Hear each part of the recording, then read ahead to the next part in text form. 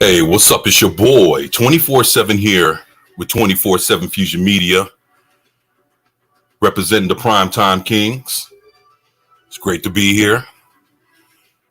Going to be joined by Vigilante Williamson here in a little bit because he's tied up doing something. So he went and hollered at me, told me that, hey, I'll get with y'all here in a little bit. So I was like, all right, cool. But, I just wanted to thank everybody for being here. I see. Let me see. We have Lord Thoth in the house. What's going on, Lord Thoth? Great to have you here, my brother. Darth Hasher, my man. Good to have you here. My boy Zax. What's going on, Zax? Shit, great to have you here, my man. The Islington girl. What's up, girl? Great to have you here. And yeah. Shit. It's gonna be a pretty cool show. But first, I wanted to oh, what's up, Sit Room? What's good, my brother? So hopefully everybody's doing good. Yeah, I just wanted to let you guys know something. About 2 weeks ago, me and Vigilante was having a talk. And we decided, hey, we're gonna go ahead and add another member to the mix. So just want to let you know from here on out, we will be joined by my boy Baron Norman Tag. So he's the newest member of the Primetime Kings, and I just wanted to let you guys know. Hail to my man Pat S. My boy Bruce Lombardo, what's good, man? Still in the green room from McKinney Stream, but in the chat, everyone liked this stream, helped the good man out. 24/7 needs his signal raised. Oh, thank you, man. Great to have you, Bruce Lombardo. I missed you, man. Yeah, man, I fucking miss you, seeing you around, man. So thank you. I appreciate you having my back, my brother. Yeah, so just wanted to go ahead and let you all know that, we finally decided to bring Baron on. He's a great guy. He knows his shit. Very passionate, and shit, he's rolling strong. So just wanted to go ahead and toss that out to everybody and let you know that, hey, he's down with the Kings now. So without any further ado, my man Baron Norman Tag. Lies, all lies. Everything you said is lies. No. Hey, 24. Hey, everybody out there in the chat and watching. Thank you so much for having me on. I am absolutely tickled pink and honored to be part of the Primetime Kings. I guess the Baron got promoted. I should probably call myself King Tag now. I don't know. But I've been around for quite a bit in the fandom area, way back in the 80s and such. In fact, I found this the other day. Let me see. That is me when I was 20 freaking years old. Oh, wow. And all the stuff was coming out with Star Trek. I mean, Star Trek was the hot thing. And that was me in the local paper being an absolute freaking geek. Geek. G-O-E-K. Geek. Right. I think I've surpassed nerd with that one. But as I told 24, I said what's so great is we between him, myself, Vigilante, we all have different takes, but we all have one goal. Right. And it's such a refreshing thing. These guys are so freaking smart. I'm not. They are. I just ride in on their coattails on this one. So, and it's always a joy to talk with these guys. It's always a joy to deal with all you guys in the chat too. You're all wonderful. Thank you, man. Thank you so much for having me on. Oh, man, thank you, man. And love to get a shout out to my man Mexican Iron Man. Tacos Lives Matter. You sure right about that, man. Great to have you here, man. Mexican Iron Man. Hey. Good to see you here for my inaugural show as a king. I'm the king, baby. It's good to be the king. There you go. There you go. Shit. Yeah, man. Fucking Mason Iron Man, king of the South, man. So there you have it, man. Yeah, he's a great guy, man. All I have to do is all I have to ask is that rabbit chicken tacos. There you go. I will only have rabbit chicken tacos from now on. There you go. Badass says LOL. Thank you, Bruce Lombardo says is Pat S, Baron Norman Tag, Zax, Lord Thoth, Mexican Iron Man, 24/7 Fusion Media. Hell to you, intelligent people. Thank you. Lord Thoth says hide the tacos. Man, so yeah, it's like hopefully everybody's enjoyed their weekend. I wonder how many people actually participated in Black Friday. I heard the stores were open, and hopefully nobody was caught up in that jamboree that they have.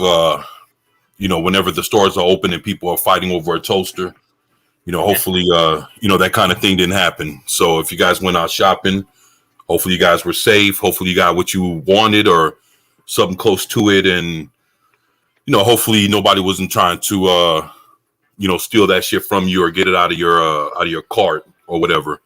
So yeah, it's to be honest, so far I haven't heard of anything wild happening. I just keep hearing about all these break-ins. Can't remember if it's in California, but there's always these group of people, man. I heard that's like fucking like 50, 60 of these motherfuckers just come raid a store. I heard they fucking hit a Home Depot the other day. Just stealing all kind of tools and shit. Just think about 60 people running to your Home Depot with masks and hoodies and everything, and just fucking stealing barrels and tools and all kind of bullshit, man. It's like, I don't know, man. I have even an update on that one too. What's Here that? in Minnesota, right? We're a city called Burnsville, which is way south of Minneapolis, way south of downtown. We're talking about across the river but it's still part of the metropolitan area. Right. They were having the smash and grabs there. And this is like a stone's throw away from where my mother-in-law lives. And it's like, you got to be kidding me. This is Burnsville and Lakeville. This is like Milquetoast City, and they're having that happen down there too. Wow, that's pretty bad, man. Yeah, I just was very very shocked to actually see that that shit is taking place. I mean, I don't know, man. I guess when they hit the Home Depot out of all places, and I heard that they were taking tools and a bunch of shit. I was like, well, damn. Is it so that they can break into more shit? When because I don't know, man. It's just heard they're grabbing hammers and all kind of shit. So it's like, fuck. Yeah, you got to be careful out there. Like the Islington girl said, you got to keep your head on a swivel, man. Watch your six. And Zax knows what I'm talking about. He's been in Burnsville 3 times. He knows exactly nothing town. Well, it's a big size one, but like nothing goes on there. They got the big mall and all that, but it's like nothing. It's like the closest thing we got, the Valley Girls around that area. Right. Man, the Islington girl says, "Yo, people are fed up. It's getting crazy." Yeah, it is. Eric K says, "Free stuff." Yeah, it is, man. People just helping themselves, and the folks in California just allowing it to happen. As long as it's under $1,000 of stuff getting stolen, then they won't even fucking touch you, man. And it's like, I heard Walgreens packed up and got out of there, man. They were like, fuck, man, if you guys are going to let this shit happen to our stores, might as well not even be here. So, when it gets to the point where businesses are starting to close their doors, pack up, and ship out of California just because of the laws and how things are handled, it's like a free for all in that motherfucker. It's like the old West, man, all over again, man. People can do what they want, get away with it, until somebody takes a stand. And then when somebody does, somebody ends up killing one of these motherfuckers, then the person that ends up defending their property or taking a stand against what's going on will be the one that'll be called the villain at the end, not the people that are stealing. So, that's another unfortunate thing, man. I hate to see that kind of shit happen, man. No, I'm always on the side of the rooftop Koreans. Let's put it that way. If you remember back with the Rodney King riots that were going on in L.A., I remember them. And the Korean area was somehow avoided quite a bit because you had the rooftop Koreans with their ARs and various other implements of protection. Right. And it's like I'm fully for rooftop Koreans. Let's put it that way. Yeah, it's Zach said it's the broken window effect. Yeah, I hear that. Mm-hmm. Mm-hmm. Hell to Pat S. The Islington girl said it's becoming an issue of employee safety. There's no security in these places that will do anything. Yeah, of course. That's how Kyle Rittenhouse got into the situation that he was in. People burning out shit, doing what the fuck they want. And when he goes to defend his family's store, then he got dealt with the situation he got dealt with. And a lot of people are fucking siding with the fucking bad guys here. Now that and then they're looking at, damn, what's going on with our America? Well, it's like, I'm looking like, what the fuck happened to y'all? Because if you think this is how America is supposed to be, dude, this kind of bullshit wouldn't have went down 5-10 years ago. And it's like a lot of shit that wouldn't have, a lot of shit that wouldn't have flied, 5 or 10 years ago is flying today. And this is where the game changes. And that's when, hey, we're in the middle of something that's a brewing. And, we all got to be on our P's and Q's to, handle whatever comes our way, because hell, it ain't getting no better, and the thing is, we gotta step up however which way we can and speak against, and, at times even have to fight against what is really going on here. And hopefully nothing that drastic has to go down, but in the case of what you're seeing in today's society, you never know when there'll be something knocking at your door. You just got to be ready either way. Well, I mean, it tells you something. When you shoot into a crowd of rioters like this, who are destroying, burning, looting, all that, you shoot a child molester who raped little boys. You shoot another felon for beating women. And the other one, who is also on the felony for criminal charges, who happens to have a sidearm on him, illegal. That's against all laws. I don't know why he has not been taken to court, which he should be, and thrown behind bars. He is the one that was carrying a firearm that was completely illegal in this whole situation. Now, these people, Gina Carano goes out there and posts a tweet, virtually telling the absolute truth. Right. And then she's just dragged across the earth, dragged, and loses the job at Disney because, of course, good old KK. I think they're missing another K on her name too, by the way, but we won't go there. And then you have the guy who plays the Mandalorian, and he's going out there putting these tweets about, the poor guy who got, these two poor guys that got shot. It's like the one's a pedophile. And now as it goes, I'm not one of these cancel culture guys, but it's like, if it's good for Gina, it should be good for him. He should be off there immediately for siding. But the thing is, I'm sorry, Hollywood's full of pedophiles. They're protecting their own. Harvey Weinstein has shown that. What's his name?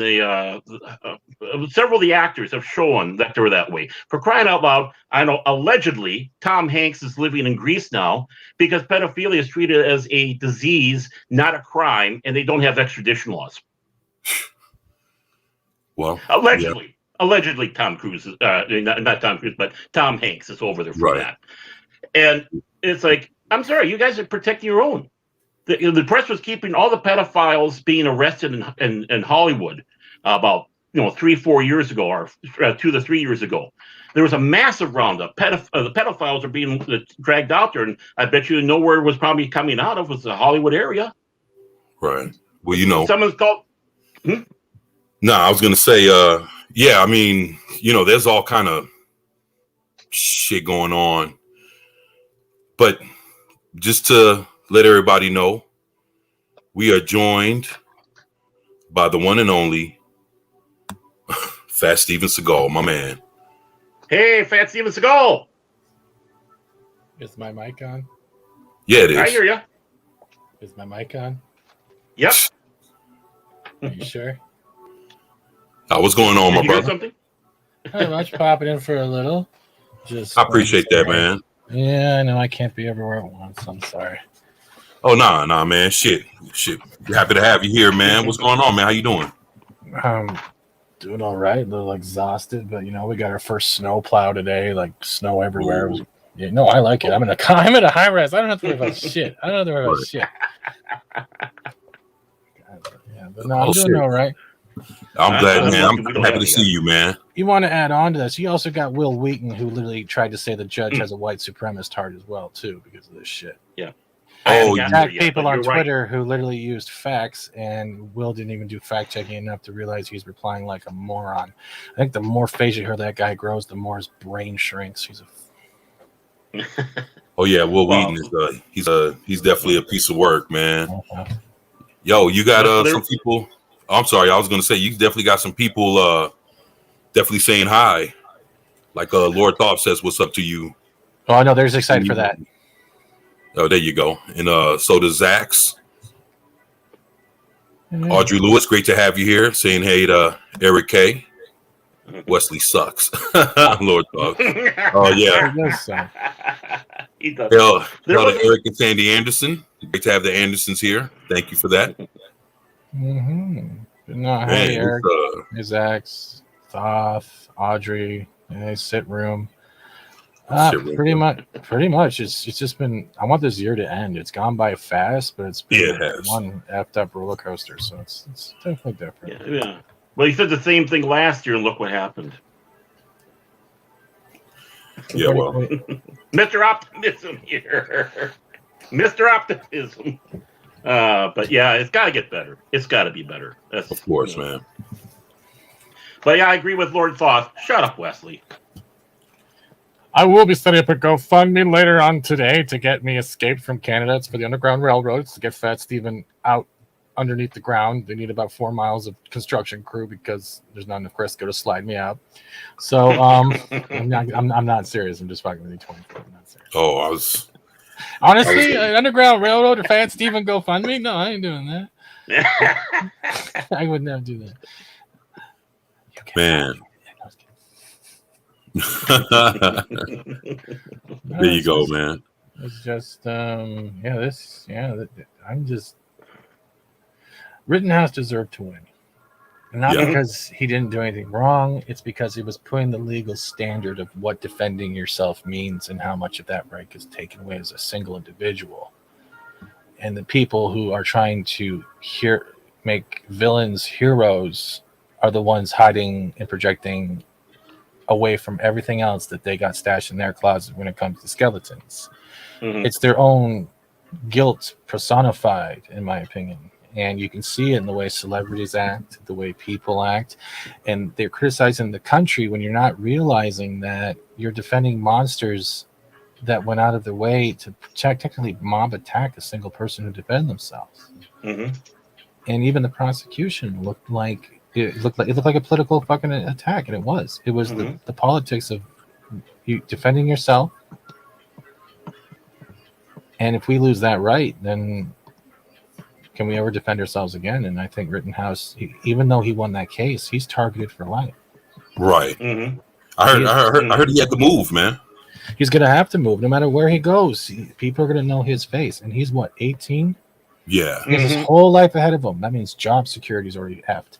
Getting any type of bank loan could be effed, all depending on those people's personal bias. His future is already ruined. I don't know why they try to take away any more, even when he was proven right in a court of law. You are innocent until proven guilty. That's what we were raised on.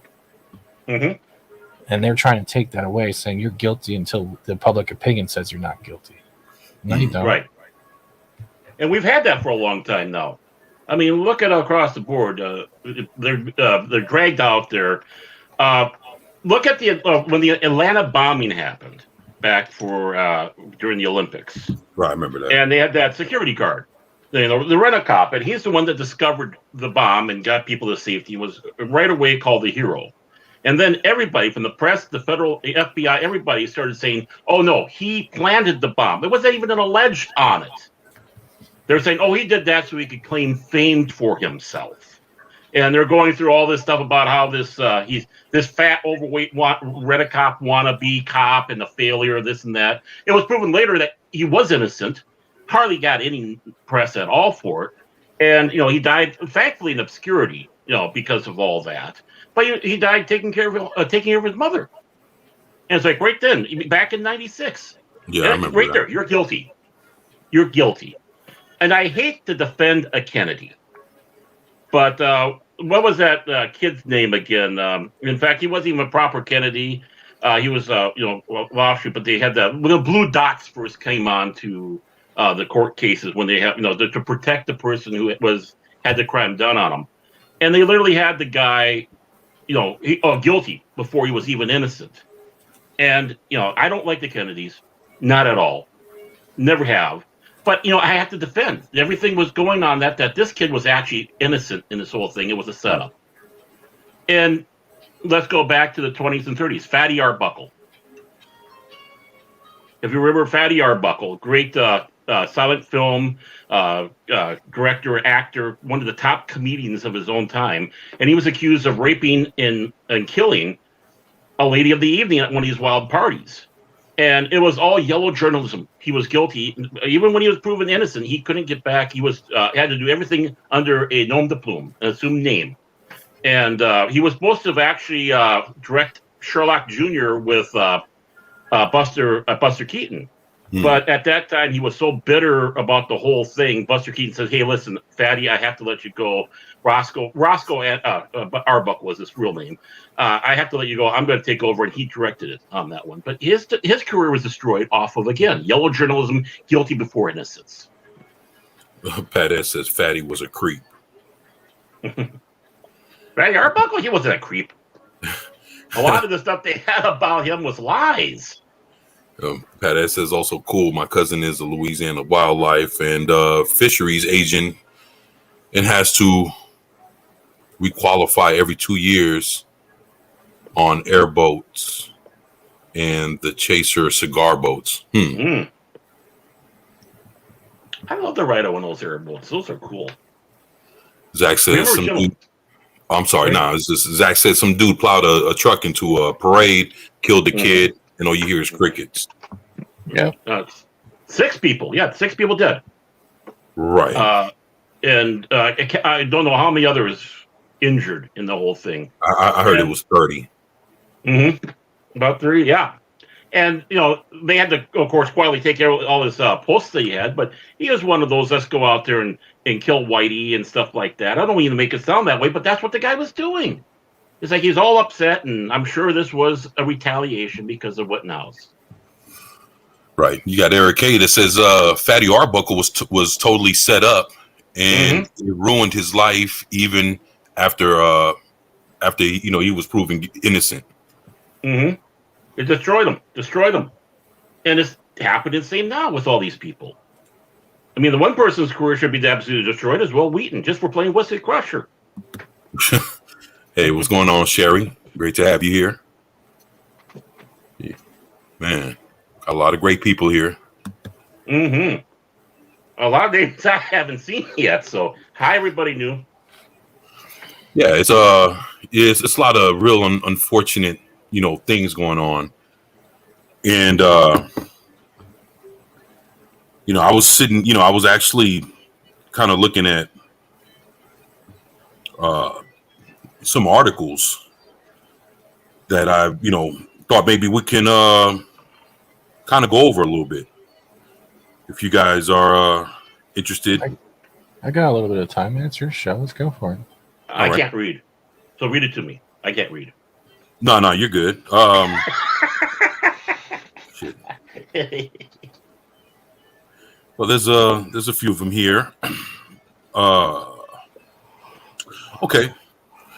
Well, there was one that kind of crossed. I was watching a live stream from Ether Van Sciver. This had to be maybe 2 days ago, and Lord and behold, it becomes an article over in Bounding into Comics, and basically, the whole thing is, Ether Van Sciver says Marvel and DC, probably along with the whole entertainment industry, is enabled by the U.S. labor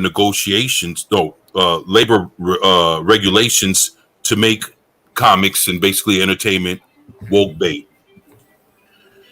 And when I saw that, basically it kind of made sense now that I think about it.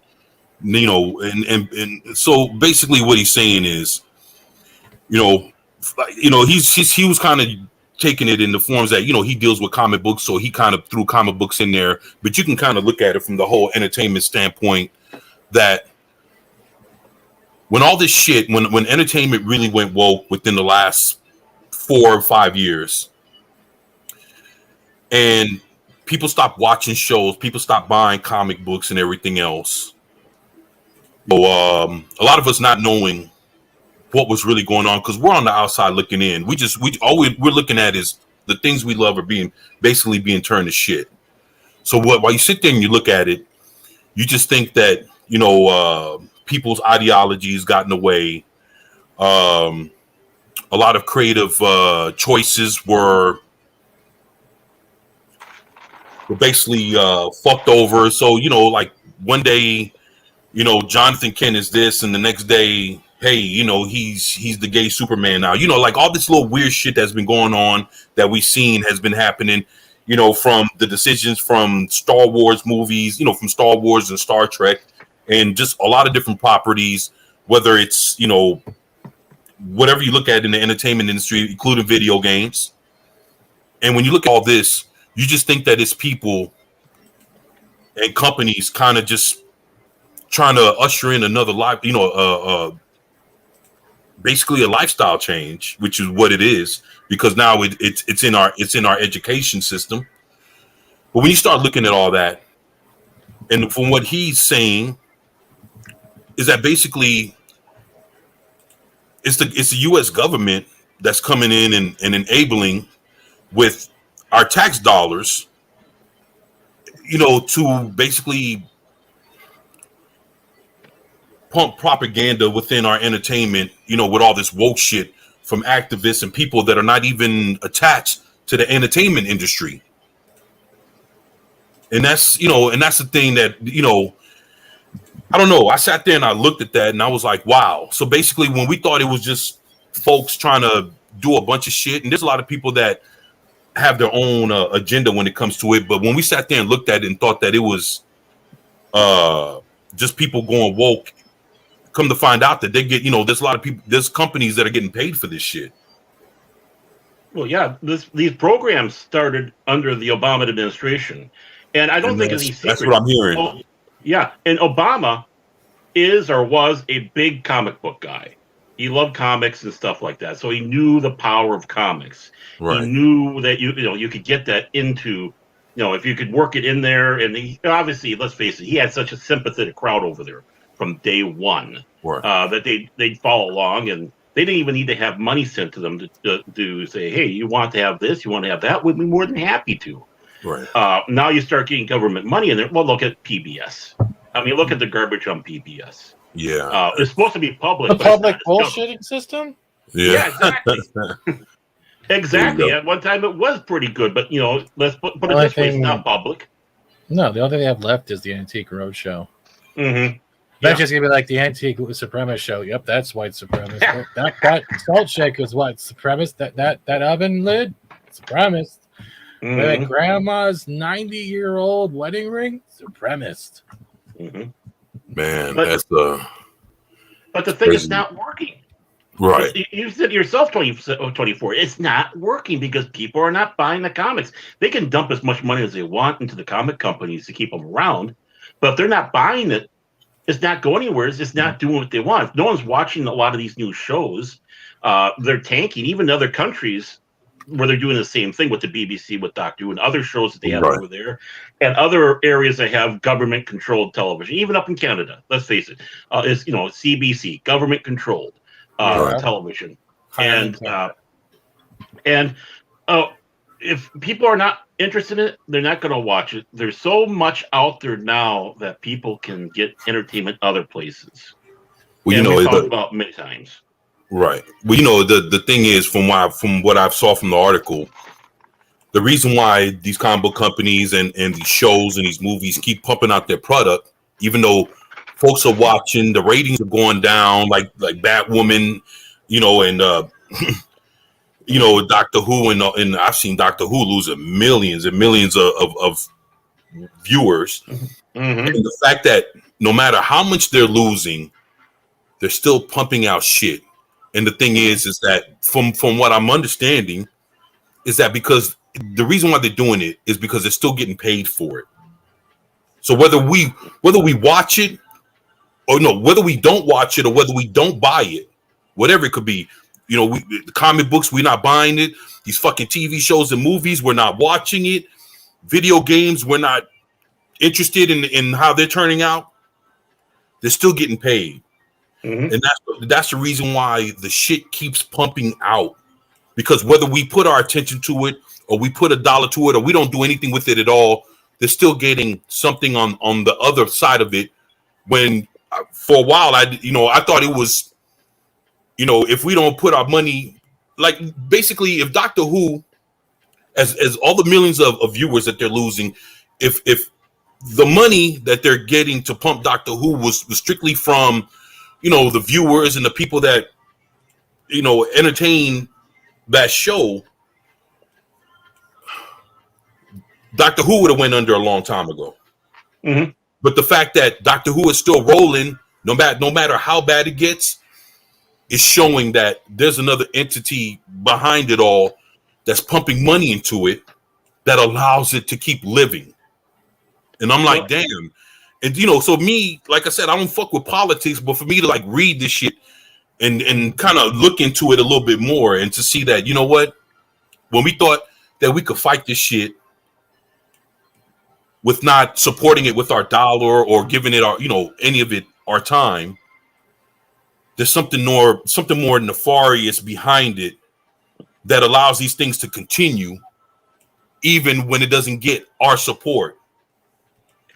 Well, there's a couple of things here. When you're talking about Doctor Who was such a powerful force at one time in the 80s. Our local PBS station, virtually most of their funding came from the fans of Doctor Who, which shows there was a following. That's what I heard. But as it goes on, sure, they're getting the money. But when is the hubris and ego going to start taking effect? In other words, no one's recognizing these comic book writers anymore, like the ones like Kirby are all the others. You go out there, start listing off all these great comic book artists. You're hardly able to do that now. The ego is being bruised. Actors and actresses. We can list off actors. Tom Skerritt, Tom Selleck, Arnold. John Wayne, Cary Grant. All the way across the board, ages. Right. Who's really noticing the new actors and actresses? Like you were talking about, had that article. I'm sure we'll talk about later about the Batgirls. Like I don't even know who this girl is who's going to be playing that part, and she's already have all these awards and stuff like that. And singers, same thing. No one's listening to their music. When is the ego finally going to sit back and say, "Hey, we got to cut this crap out and actually start producing"? Didn't they just announce Poison Ivy is now Asian? Right. Mm-hmm. They did for Batwoman. Mm-hmm. Mm-hmm. Is she hot? Exactly. Actually, yeah. Ryan's gonna suck then. Yo, I like to say, what's up to Rough Girl? What's going on, girl? Great to have you here. Rough Girl's awesome, man. If you guys haven't subscribed to her, please do. I want her as my bodyguard. Rough Girl's awesome. Rough Girl, please be my bodyguard. Yeah, man. Yeah. So, Keely Child's in the house. Oh, yeah. Hail, Keely Child. Roll Tide. Hey, Keely. But I think the ego factor is finally going to start getting here. These people are not going to be recognized because no one's watching it. They're going to sit back and start screaming themselves. They're going to scream with their agents. They're not getting the money that they'd like to get in areas like advertising. Think about all these people. I mean, Bill Murray. All these other people might not do advertising here in the States, but they'll do it in other countries like Japan and such. But if they're not getting that even, they're losing millions of dollars right there of their own livelihood. Right. Man, it's, I don't know. I just I sat there and, I looked at this and again, I had no idea that there was other things going on behind the scenes, man. And we might not get the whole picture, but man, just to see that, I was like, wow. So we're dealing with something that's a little bit more corporate now that it's something with the government and with all these businesses and all this other shit. It's more serious than what I thought. And I don't know, like I said, I'm just getting started here, so I'm wasn't trying to be naive to the fact. It's just now my eyes are opening up, and I'm glad that I'm starting to read a bunch of other things and starting seeing things for what they are. And and the good thing is, we have, like, I'll be honest, man. Like, I sit there and I listen to Steve and I listen to Vigilante. I listen to EVS and Eric July and Just Some Guy, and there's a lot of people that really say some real shit. Along with my man Baron, and when they talk, I listen because, dude, they're coming from a good place, man, and they're smart. Well, shit, Mexican Iron Man is another one. So is Rough Girl. There's a lot of people in the chat that when they talk, they come from the heart and they know their shit. So when they speak, I listen, and I rather get my information from the folks that I trust, and because I know that they're not talking out their ass. They're actually giving us some real shit to think about, and it's not from their perspective of things, and maybe it's just that I'm not that well versed, and I'll be the first one to admit that, I'm just not swinging around, but I'm here, and shit, I'm ready to understand what's going on with everything. So, like I said, when I saw that article, I just thought that it was very important just to note that, they're saying that it's, man, it's so much, like this whole thing of wokeness being thrown at us from, it's coming from the government, man. And then there's just a lot of people with their own agendas that are backing it up, like the Gail Simones and all these other motherfuckers that are sitting there in the comic book industry, or these actors, like your Seth Rogans and all these old woke motherfuckers that are sitting there and they're in support of it. And that's what makes it worse. Because, the whole time that I'm sitting there and I'm thinking it was people or corporations, come to find out that it's the government that's behind all this shit. And that's the thing that kind of took me back within the last day or two of like, fuck, okay, this thing is deeper than what I thought. So it's just me, no, I'm just saying, it's just me just being open and saying, hey, this is what I'm seeing. And it has to do with a lot of shit that we love, and the way that, the world is as it is changing is because of these things. And you said it right. We don't want to be political. Right. We don't. I don't want to be political. I mean, I'll say it right now. I'm right of center. So what? Yep. I'm not politically aligned for a party, but I'm right of center. And I don't want to bring in politics. But the thing is they're forcing politics on us. Right. They're shoving it at us. Right. And sometimes you have to respond. It's not even just that. We can look at this as a whole front.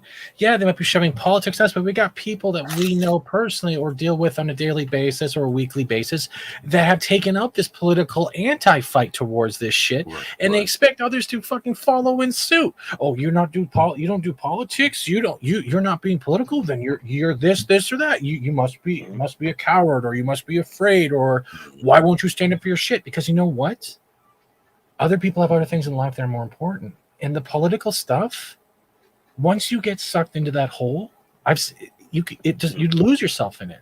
You forget who yourself is, and you become the same type of personality that you're fighting against, and you're trying to shove it down everyone else, saying you got to do exactly the same thing. Right. And it's not everyone wants to be that. A lot of Right, people, right. yeah, they want to see what's going on wrong, but they don't want to be having to force to be picked up as shit. They don't want to be drafted into a political war.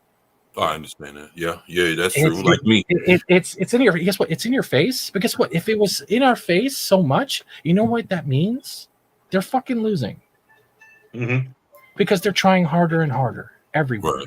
They're getting desperate, and the loss you're- won't happen over time. It's going to take generations. It probably might not be the kids that are growing up now. It's gonna be their kids afterwards. They're gonna be like, "Wow, my parents and grandparents were fucked up."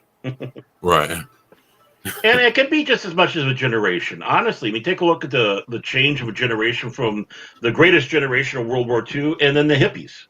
I mean, that's one generation leap right there. And in the leap from the hippies to the yuppies, that was, of the 80s. Right. That was in their generation. I mean, so there's hope. This can happen fast. It can be slow. I think this will be fast for many reasons because, I like to bring forward, remind us what we had. That's my political fight. This is what we had. Let's go back to these classic artists that we had. Let's go back to these classic stories to keep on reminding what it is. And that's as much of a political fight as anything else. Just reminding. I mean, when was it Whoopi Goldberg or whoever is shooting her mouth off saying, for Star Trek Discovery, our STD, as it should be more appropriately called, you were the first black captain we've had in Star Trek. And all the fans are coming out going, wait a moment, Star Trek 4, Geordi's mom, this admiral, this person. These were all black women. Cisco. Yeah. Oh, yeah. Cisco, And then there was was Cisco. commander of the fucking Right. retaking Cardassian station, and then he was promoted to captain, even Yeah. though he was half prime prophet. Shut. Mhm. Guinan needs to find herself some guidance at this point because she's I mean, they put Hawk in charge of DS9. You know it was going to go in the right direction having Hawk there. Let's put it that way. That's Snow Moon. That's And that's just it. These people have this memory, this short-term memories. Like I saw a list the other day, the greatest women singers of all time, and the only person who was on there that was not part of the 2000s crowd was Aretha Franklin. And it's like, well, what about Judy Garland, Diana Ross, and the Supremes, and all these others that you had across the board that were great women singers? I mean, even though she was not good to look at, but what's her name? I hate when I have these mental blocks. I'm getting too damn old. Janis Joplin. Look at the pipes on her. Mama Cass, when she was by herself doing her music before she died on a ham sandwich, she had pipes on her. She was an amazing singer. But they only have this narrow mindset of 30 miles away from my house. That's the furthest I go. There's no world outside that 30 miles. There's no world outside of the 2000s or even the 1990s. And we have to remind them of that. We have to remind them we have these people. Last week you were showing those great dancers. And Keely, that's wonderful. Right. I mean, old, and this is where I was also talking about before when it comes around to politics. We're all from all different walks and ideas and such, but we all have one thing. We all have a love for this world of science fiction, fantasy, comic books, whatnot. And we coexist in that one. And I don't know where I was going with that, but You got to put down that pipe. Oh, Yeah, shit. it is tobacco. It's only tobacco. That's what they always say. Actually, shit. yesterday I went down to my favorite Oh, tobacconist, and I was actually surprised to find out my favorite tobacconist here in town in Minneapolis, and talking to the guy behind there, and they didn't have my usual blend, which is Scottish blend, so I had to get the philosopher blend. Yada yada. And he sat back and told me, the drummer for the Steve Miller Band actually buys from that shop. He lives in the Twin Cities area. He buys from the shop like a pound at a time of a certain blend of tobacco there all the time. It's like, oh, that's interesting. Hearing that someone part of that big group is all part of that. Oh, yeah. But I know I had to do something with what you were saying. At 2:00 in the morning, I'll give you a call when I remember it. Oh, there you go. Oh, man. Rough Girl says, like with crime, the wealthy can move, then the entire nation can turn into an unlawful state of crime. Mm-hmm. Wow. Sit Room says the wokeness has been seeking into society for a long time. I first started to see this in the 1990s in schools. Now we're seeing the fruits of that. Yeah, I believe that. Yeah. Wow, that's I'd say that in the late 90s it starting to creep in. It started late 90s. They were really gaining it. Started taking off in the 2000s, and now we're sowing the crops of that. Yeah. Yeah, they made a big deal about Kyle being white, but won't say the guy who ran over people was black. Mm-hmm. Oh, Brightest Day was good, man. Hey, it was a mostly Bright, peaceful car crowd situation, all right? It was mostly peaceful. Mostly peaceful. Mm-hmm. Girl says, "Damn, you made my night." You're welcome. As Kurtzman says, Star Trek is not real Star Trek. Oh, yeah. No. Yeah, you're right on that, Killy Child.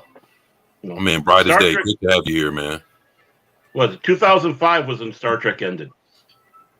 Oh, yeah, with Enterprise. Exactly. Yep. That's when it ended. And I wasn't a big fan of Enterprise, but it was still Star Trek. Yeah, it was that's the last great Star Trek we got. Mm-hmm. Man, look, y'all, didn't mean to get real political, but it was just one of those things that, to be honest, for me, this was kind of like it made me understand. It made me look at things in more of a perspective of just knowing that, hey, the stuff that we're speaking up against, has other things behind it, and that's sometimes when you try to seek the truth, you'd be surprised at what you find, man. And that was just another thing, man. And I definitely understand what Steve was saying, that hey, even though we want to understand what's going on, a lot of people don't want to get caught up in the politics and stuff, and you don't want to be forced or ridiculed. It's like when we had the Mandalorian shit back in the day. Oh, how can you hate the sequel trilogy but love the Mandalorian? And people are getting ostracized for it. It's the same thing with politics. Not everyone has to be political warrior. It's I would rather live my life having fun and being naive of politics, but it doesn't mean I'm a moron or ignorant. Right. Well, everything has its place. Right. Everything has its place. Right. My existence is mine, not anyone else's. Right. I mean, in science fiction, fantasy comics, there's always a political thought that goes in there. You can kind of tell what bent the person who's writing it or so on is going at. But the thing is, it's not hammering it down your throat and preaching and bashing you and insulting you. Well, take for instance the old original Robin Hood series with Richard Green that was done in England. And that show was done by a bunch of people that got blacklisted in the United States, went over to England and did the show over there. So it was a lot of American writers that were blacklisted doing that show. You could tell that there was a left leaning to the show, but you know what? It was still good. It wasn't preachy. It was well acted, well written. Same thing with the Adventures of Sir Lancelot, came from England. Let's see, what was the other show that they had that was coming? Well, the Buccaneers. I don't know exactly how political that one got, but it didn't. I remember the Buccaneers. Yeah, that's a great show. And the old Sherlock Holmes show that they had there with that they had the game over there. Man, I love Sherlock, man. Yeah. Oh, it is. And that Sherlock Holmes, by the way, the little side bit about that Sherlock Holmes show was an American show using British actors filmed in France. How odd. And one of the episodes had Mrs. Howell in it. Lovey Howell. Oh yeah, Mrs. Howell, yeah. So, but I love those shows, and you can tell the bent of the writers. But again, they did such great writing, great thoughtful writing. But yeah, there's a political thought to it, but it's not a political party thought. It's not a SJW thought. Think like us or else thought. And I appreciate that. I appreciate that to no ends. And it's always good to see all sides when people write stuff and bring stuff forward. But when you start stifling down the one and keep on promoting only the other, well, it's fun tyranny and to propaganda at its worst. Yeah, that's shit. Yeah. Yeah, you said it right there, man. That's You know, that's the thing, man. It's always good to look at things from all sides, man. You know, I'd rather have a perspective on the overall view than just getting it from one side or the other. So, yeah, I can agree with you on that. Oh, boy, exactly. I mean, oh no, I'm sorry. I was just kind of reading the chat. Oh shit, my boy Zach says that robbery reporting is so stupid at Rough Girl.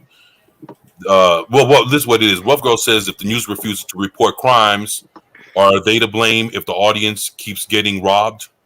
And Zach says that robbery reporting is so stupid at Rough Girl. They're the racist ones just because someone who's black does something wrong doesn't say anything about the other black people. Nobody thinks that. Yeah, you're definitely right about that, Zach. That's fucked up. You know, I agree. Every ethnic group's got scumbags in it. Every ethnic group. Right. But should Especially white people. Yeah. But should they be held? But they should be held to the accountability of that. Let's just say 10% are scumbags in an ethnic group. Should the rest of the 80% suffer and be having some sort of stigma about it? Right. It's not right. I mean, sorry. No, I was gonna say, and that's what we're seeing now, and which is fucking. I hate to see this. You know, that's crazy as shit. Yeah, and there's a stigma on a lot of shit right now. Excuse me. And it shouldn't be that way. And the Islington girl just blew that shit up for $2. Hey, Islington girl, thank you. Yeah, I appreciate you. I wish there was a button I could press and some cool ass noise or some. Booga. How's that? There's booga. There we go. Yeah, some kind of animation would pop up, but I definitely appreciate you for that. Thank you for looking out for us. And Rough Girl says absolutely at Zach's, but to research crime since June 21st, the stats are scary. Over 200 being killed in each state, not to mention strong arm robberies. Here you go. Oh, it's not sharing it. Oh yeah. Rough Girl says, I'm not my brother's keeper, but if one snitches, he will be in the damn ditch before Christmas. Oh, it rhymed. That rhymed. Snitches and Christmas. Yeah, that was a good one. Yeah, make a rap song off of it. Credit her.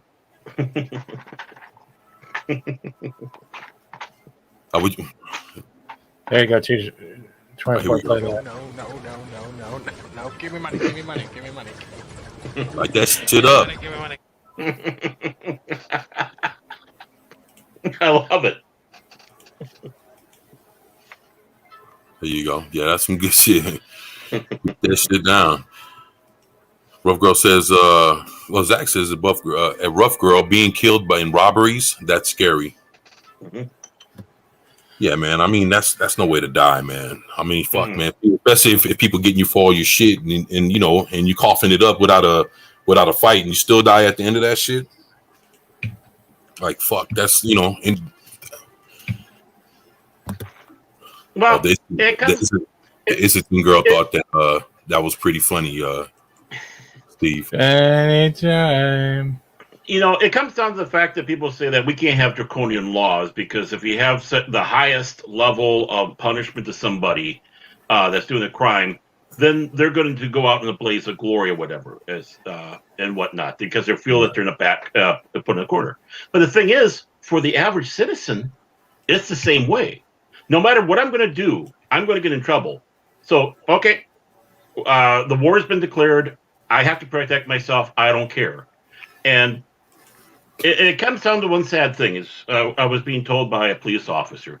He says, if you have an armed, someone breaks into your home, and you have to protect yourself in the home, he says, most of our inclination is to shoot to injure. We don't want to kill anybody. We don't want to hurt anybody. We're just average people. We want to be left alone. He goes, you have to fight that inclination. You have to shoot to kill. He goes, if you leave them alive, they can come after you and sue you for everything. Even though they're the ones that broke in the house, they're the ones that were causing the harm, and you were protecting yourself. Well, when the average person is being told that, it's like I guess I have to go to the extreme now. I'm given no choice, and that is one thing I don't want to see. I don't want to see that at all. Right. I'm just laughing at Rough Girl. She says instead of Diana Ross, I'm coming out, I'm singing I'm hiding out. Pat S says no. Rough Girl says, I think the bad laws are coming, but they are waiting until everything turns into a ghetto. Huh. That's an interesting point of view. Shit Room says criminals break the laws, so laws are not to not matter to them. Yeah. Yeah, it's like what do laws mean to the lawless? It's like people don't give a fuck about it, then it doesn't hold no weight. But it just seems like people can break them, and they basically if you do something to uphold the law, then you're the one at fault. And that's the shit that I don't understand, man. It's just a lot of shit is ass backwards today, nowadays. Right. Exactly. And it's it's like we're getting closer and closer to Judge Dredd. 2 words, Judge Dredd. And I don't want to see that. I don't want to see it that it comes down to this police state of fascism, but I'm fearful that that's what they want. You tear the people down, they can't do anything. Everything is now resting along on the governmental police department, and you can get fined for the littlest of things. And of course, no matter what, you're looked at as a criminal no matter what. We're all guilty of some sort of crime. And, let's face it, we all are. I mean, I sped the other day. Okay, I broke the law. 5 years in the ISO cube. Rough Girl says it's better if no one can tell the story but you. Dead men tell no tales, and he definitely can't sue you. Yeah. Wow. There you go, Rough Girl. Mm-hmm. Yep, she's absolutely right. And then Glenzer says in the Bay Area, Dems ease penalties for criminals and increase penalties for law-abiding gun owners. That's You mean the city where you can just drop trow and start taking a poop right there on the street in front of everybody? And it's funny you say that.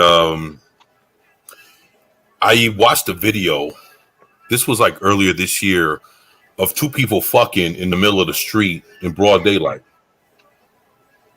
on the curb.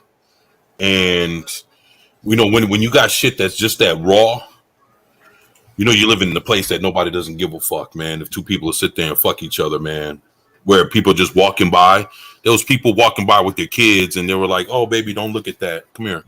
And just keep walking like nothing, It's like it's weird as fuck, man. And I'm just wondering, like, what kind of society is this shit coming to when you see shit like that? Yeah, it's it's Bruce, I love you, man. Bruce, I love you. Bruce is awesome, I love man. you, Bruce. I love you. I love you, Bruce. I love you so much. Okay, I'm done.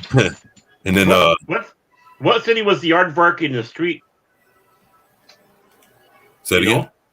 What city was the aardvarking in the street happening? Oh, it was I think if I'm not mistaken, it was either San Francisco or it was just somewhere. Yeah, I think it was San Fran. It was just it's fucked up, man. And the Islington girl says, yeah, the Islington girl was saying Nadrotic just posted on Twitter some pharmacy in California that got smashed. There was like 40 people cleaning it out. This is getting bad. Yeah, and then and they'll just let the 40 people just fucking do whatever. Because let's say if all 40 got charged, if each one of them didn't have over $1,000 worth of shit in their possession, they all walk. Except for one thing, if they hit the pharmacy and got narcotics, that starts going to a different area. Depends on the narcotics. Yeah, that's that. I mean, I'm not sure how that works, but that's kind of fucked up. And Rough Girl says exactly that was the movie that came in my head, and soon we'll be scrounging for food or hooking for bread. Wow. Shit. Then I'll be starving. Oh shit. Glencha says at the Islington girl, that's the Bay Area. Yeah, that's what I was thinking about. The Bay Area somewhere was where I think if it wasn't San Francisco, somewhere in the Bay Area was where I kept thinking Bay, but I was like, what the fuck? And I think that was where I saw that, you know, where people was fucking taking pictures and filming that shit. It was just so wild. Never seen nothing like that ever happen in the middle of the street where people are walking by, walking their kids, like, you know, just people that just they were fucking in between two cars. Like it was weird as fuck, man. Never seen nothing like that. And Glissa says that the Islington girl, that's the Bay Area. It's on the news every night. Wow. That's Bruce Lombardo says it's all about just having opportunity, fire, and then finding a place where swine run around. Yeah, I agree with you there, Bruce. My man. It's just fucked up, man. It's just, you know, we're sitting here talking about this shit, man, but it's crazy how you know, this is the world we live in, man, and you know, this is the kind of shit that we would only see in movies. And this is crazy. Like I was saying you know, a few live streams ago on my pre-show show, it seems like we're just living in a fucking fantasy world, man, where the shit that we would only see in fucking movies like that what's that Sylvester Stallone, Wesley Snipes movie, Demolition Man, like that kind of wild that shit.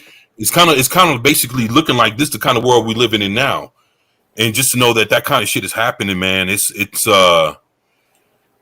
fuck, you talking about life imitating art. Fuck. Well, just like in that movie, we don't want you to eat meat. We want to have meat substitutes. Oh, Bill Gates is out there pushing all that stuff. Let's have fake meat. So, you know, what they have ap burgers, you know, and Demolition Man. You know, we're running out of toilet paper, so we have to have the 3 shells. Hey, for everybody, we had just been joined by the one and only Vigilante Williamson. I didn't know if you were going to see me back here. I was here for a little bit. Vigilante Williamson here on another episode of the Primetime Kings. The four kings. We almost feel like. Oh, I don't know. I don't see my 80s. name in the hashtag, so I'm not really a king. I'm more like an on-loan jester at this point. No, you're definitely man, a king. don't do that, man. You're the Primetime Okay, King. if you guys can't tell sarcasm, you have no idea what's Yeah, going I on. know, man. I know you're sarcastic, but I'm Don't do still that, saying it, man. man. I'm No, still the you're- king. The king in this You're still a motherfucker. king. I'm a baron. You're a king. I'll be a baron. All right. But I think I've we're all never kings. seen that All- Pornhub video. I don't know what that means. Oh boy, all kings here. You guys are talking. I was talking. Okay, we're gonna get into entertainment stuff. It's like, oh, people fucking in the street, clearing out Walgreens and shit. I'm like, God damn. What's wrong with This is one of those episodes. He goes, this is my show. This is my This is gonna be show. one of those episodes. The world is crazy though, man. And you know what, man? It's starting to hit me IRL. Like the fucking inflation. My Right. rent's going up 25%, and I'm like, Ooh. I can't really afford this shit. And I And got a that's- decent little job. What the fuck are people gonna do? This is not. I'm in the Charlotte area. It's a cool area, but it ain't New York. It ain't this. It's just a city. So if y'all are charging, and I'm looking around, that's what it is now. So okay, how are people making 25K supposed to live? What do you think they're gonna do? They're gonna clear out Walgreens. That's the fuck they're gonna do. What do you think they're gonna do? They're gonna be homeless as fuck, shitting on the street. What else are they gonna do? That's really what happened to San Francisco or a lot of these places. The rent went sky high because of all the stupid building regulations. Can we say one And then thing you had though? huh? At least we know one thing is that Nancy Pelosi's driveway is going to be properly fertilized. Yes, it will. Where else they gonna go? At first, it was like, oh, we're trying to, stick it to it. At this point, it's gonna be like, hey, we have nowhere else to shit. Your driveway is just it. I voted for you, but I just got to take a shit. So here we go. I'm sorry, Nancy. Well, That's see, what it's that's why they attacked the Home Depot. They need to get the tools to break open the locks of the gate so they can go in there and crap on their driveway. That's There you why. go. They gotta do something. Well, I mean, you don't want to hold that in. Oh, yeah, it's better out than in. There you go. There you go. Straight out How of you man. doing, VW? I'm doing all right. Is Nancy for real moving to Florida, Islington girl? That would be great. She moves to Yeah, a but- red state. Yeah, I don't actually, know. it's funny that Vigilante mentioned how a lot of things are going up. When we went to grocery shopping for Thanksgiving,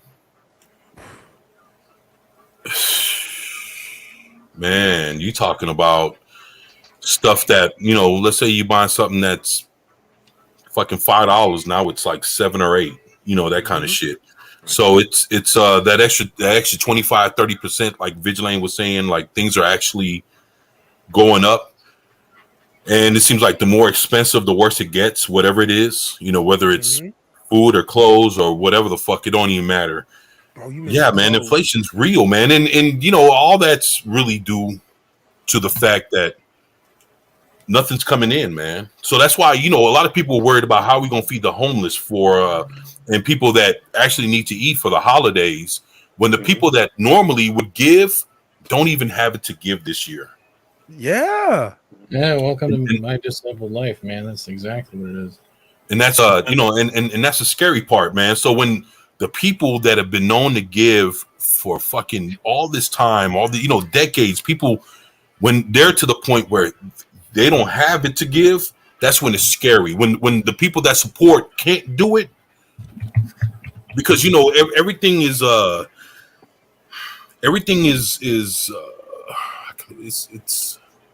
needed. Every donation's needed, everything's needed.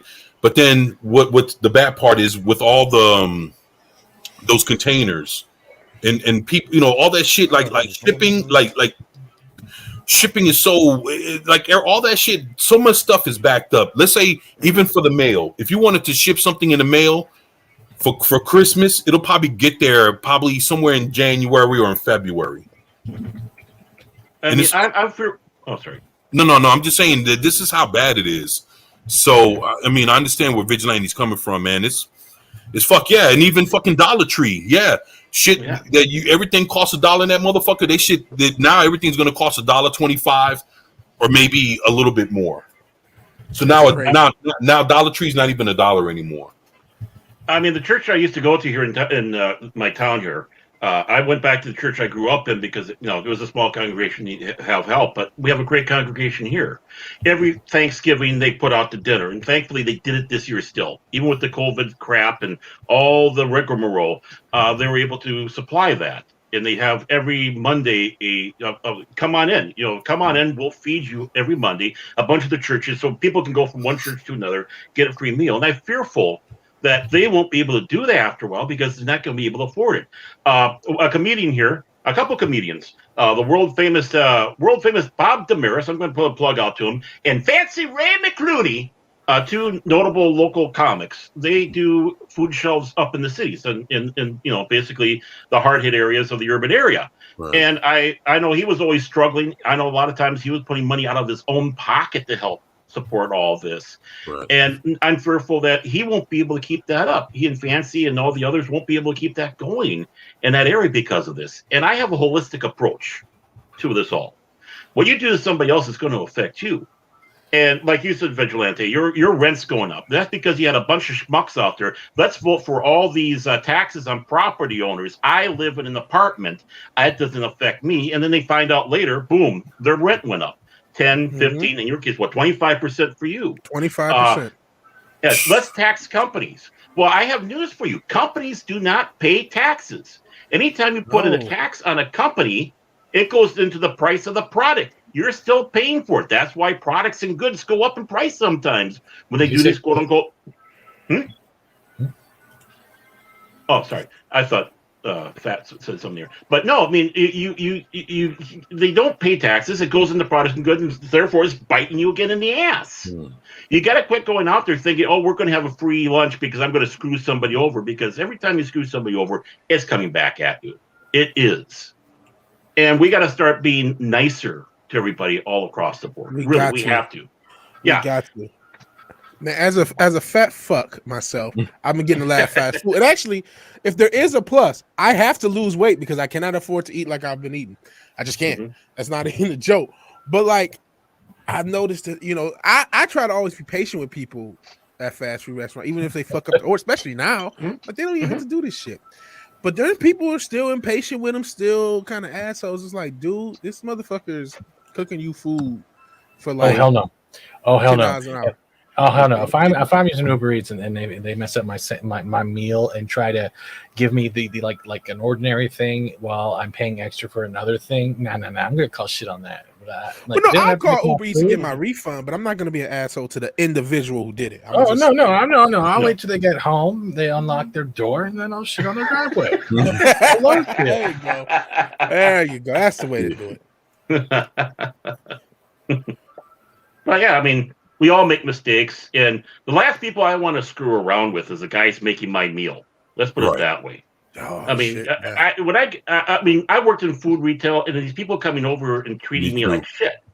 And I'm sitting back going, don't you realize I'm making your food? I could, anything could happen to your food. You be nice to the person. I've never done anything, but it's like, you be nice to the people. You guys remember they're serving you. Sorry, I didn't mean to cut you off. What was the movie? Was it Dane Cook and Ryan Reynolds? Yeah, it was Ryan Reynolds. Yeah, it was Waiting. Waiting, that's the movie. Yeah. Waiting 1 and 2. Yeah, of course. I didn't say that was with Dane Cook.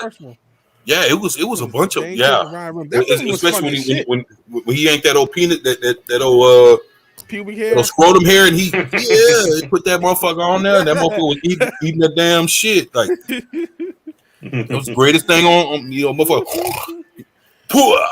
Motherfucker said homemade guac. I was thinking Super Troopers where they're doing it in there. The guys at the restaurant is putting it in there for the cops.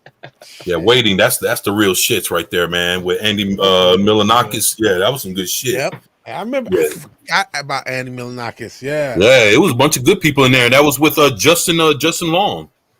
There was a lot of people in that one. Yeah, it was a lot of good folks in there. Yeah, that was some good shit. I remember Super Troopers. Didn't they make a sequel like a few years ago for Super Troopers? Yeah, it was like about 2 or 3 years ago they came out with the sequel finally after people was asking for that shit for a long time. Yeah. And now those guys are doing Tacoma FD on True. Yeah. I see that. Yeah, that's one of the new shows I actually watch. That's actually one of the new shows that's good. So you okay? I don't know how that's legal. Isn't that against the union? They have a union, don't they? Mail carriers. Am I wrong about that? Somebody correct me. But they're basically for them to hire private individuals to deliver packages for $17 an hour. I don't know how that's legal, but man, we're not kind of doing it because they're using FedEx too now. Yeah, I mean, if much of our postal service is that way. I mean, couldn't they subcontract folks to do outside deliveries other than what the regular folks are normally known to do? I mean, if they need the extra help, I mean, I know it would be more. I guess they can hire them, but if they want to do them to do like little shuttle runs, like seasonal, basically. Right? Yeah. I mean, I don't know. I just found out, and I don't know how I'm making. And I'm doing. I got a decent little job. The people who are making 25, 35, how are they going to pay what I'm supposed to pay in rent? I don't know. I don't know. Tan Staffel. That's. I don't know what that is. Two words for you, Vigilante. Sugar Mama. You got to find one. Sugar Mama. I don't know if I got the stomach for that. I don't know what that stands for, Bruce Lombardo. But one thing I do know, a little anagram, what's it called? WROL, without rule of law. We're basically in a similar situation, because the Rough Girl is right, or she corrected me, or said, it's unionized. That's not legal what they're doing, but the rule of law has kind of been bent on every element, not just what we were talking about with the looting, basically the legalized looting out in Cali, but just in general, they don't, the fact that there's this unionized work, they don't care. They'll just hire scabs on top of it. What are you going to do? Rule of selective law. It should be that basically. I do have to get going. Okay, so I do apologize. I do got to get going. No, it's all good. I got Man. I got money to make and grifting to do. You know, it's- Grift. You There you got. go. I got one question for you though. You have a show coming up. Are you actually going to have Pat Tallman on there? I've already had her on once. Yes. Yeah, Holy he did. cow! Yeah, he did. Yeah. Oh, Yes. she was my heartthrob on Babylon 5, man. Oh my. Oh yeah, she's coming in. She's coming for Babylon. Yeah. Oh. Matter of fact, I was telling Steve when I seen that she was on, I was like, dude, I remember her from the Night of Living Dead, the original the remake from 1990. And yeah, she was awesome. It was her and Tony Todd and shit. I was like, what? Yeah, she's a stunt woman too. She was a Gates McFadden. Beverly Crusher. Beverly Yeah, Crusher as well as Kira Nerys. Mm-hmm. boy. Hell yeah, that's some good shit. When shit, let us know what's going on when you plan to have her on, or what you on my screen right now. for what day, if you don't mind me asking. Tomorrow. Comments Tomorrow. blocking it. Yeah, tomorrow. Yeah, it is. Oh shit, my bad, man. Don't worry about it, man. I'm not being a dick. But we start at 5 p.m. a half an hour later because she gets there at 5:30. So we're not really covering episodes. I just want to have like a conversation like last time. People get to ask questions. My community tab has a posting for members and normal people who subscribe to the channel. If you want to ask questions, put it there and I'll try to hit them all. That's what's up. I'll have to watch it on the backside because I'm working that time, but I'm definitely going to have to watch that. Definitely. Yeah, and actually look it up and check out the first time she appeared, man. That way, I'm going to, yeah. some good shit. Oh, Thanks. her and Ivanova, they're both my heartthrobs on that show. I'm trying to get Claudia Christensen on. I really am because they're friends. I'm really trying. Mhm. Oh, I shit, love to hear their stories and all that. So many of those guys are gone now from the original Babylon 5. It's just to hear the ones that are left over, the stories they have for everybody on there. I mean, I know they were good friends with Terry Doyle, and he was always out there with some outrageous stories about Babylon 5. And it's just, that's one of my favorite shows of all time. I'm nervous about JMS rebooting it. The only thing that's keeping me having faith is that he is doing it. He is behind it. So that's the only thing I have faith in this reboot with. And anyone who has not seen Babylon 5 needs to. This is one of the greatest space opera epics that has been made on television TV, American TV. It's been snubbed over because it wasn't Star Trek or stuff like that. And it's like, no, you need to watch this. If you want to see it done right, this is the show. And JMS is a genius. The times that I've actually had a chance to talk to him via email, obviously, and he was so kind to talk to me on that. And I have back there the shooting script of one of Peter David's episodes signed by him. So that's one of my prized possessions in my collection. So that's some good shit. Wow. Mm-hmm. Well, shit. I'll tell you what, Steve. Before you leave, is there anything else you got going on? Let's say for tonight or anything after what you got going on with Patricia Tallman? No, that's about it. All I know is once we're done Babylon 5, I'll be building a new panel sort of for Farscape. Oh, matter of fact, I got the remastered version of the remastered edition of the first season, and that's as far as I got, and it's sitting right there, man. I need to really watch it, but I do got I think it's the 20th anniversary remastered. Nice. Yeah, it looks beautiful, man, and I haven't watched it yet, man. So I'm probably as good as the first season. Other than that, my wife, who's not a science fiction fan, loves Farscape. She really does, and that was one of the shows that we sat down and was able to watch a science fiction show that she enjoyed. And I also introduced all the swear words from Farscape at my work because, of course, when you're working around the public, you don't want to drop the real ones. So it's like, Dren and Frill and stuff like that. Everyone was starting to talk about it use those words at my work. Man, that's some good shit. All right, Steve, man. Well, shit, man. It was great having you, man. Hate to see you go, but I know. I try my best, dude. I do. I'm sorry I can't be out. Oh, nah, man. Shit. You know what, man? It was great having you here, man. Fucking missed you, man. So, yeah, dude, you came in and lit it up, man. So, shit, man. I'm looking forward to the next time, man. Nice meeting you. Be able to talk to you face to face once here. I'll see you guys Monday or in the future, but you know where I am, and there's Pop Culture Minefield. Gary, go home. Gary, go fucking home. Just go home. Stop following me around like that. Oh shit. But yeah, man. Hell thank to, you for yeah. showing up, man. We appreciate you having here. And hey, when you can, you can. I know you're a busy man. You got. Oh, there you go. Yeah. We understand that, I'm man. Shit. one of the hardest working motherfuckers thank on this platform. Thank Seriously. you. I'm gonna go play video games now. All right. There you go. See? Get Take some it easy, rest. my man. Bye. And Yeah, say hi man, to shit. Pat Tallman for me. There you go. And hell to Gary from Pop Culture Minefield. My man, Gary.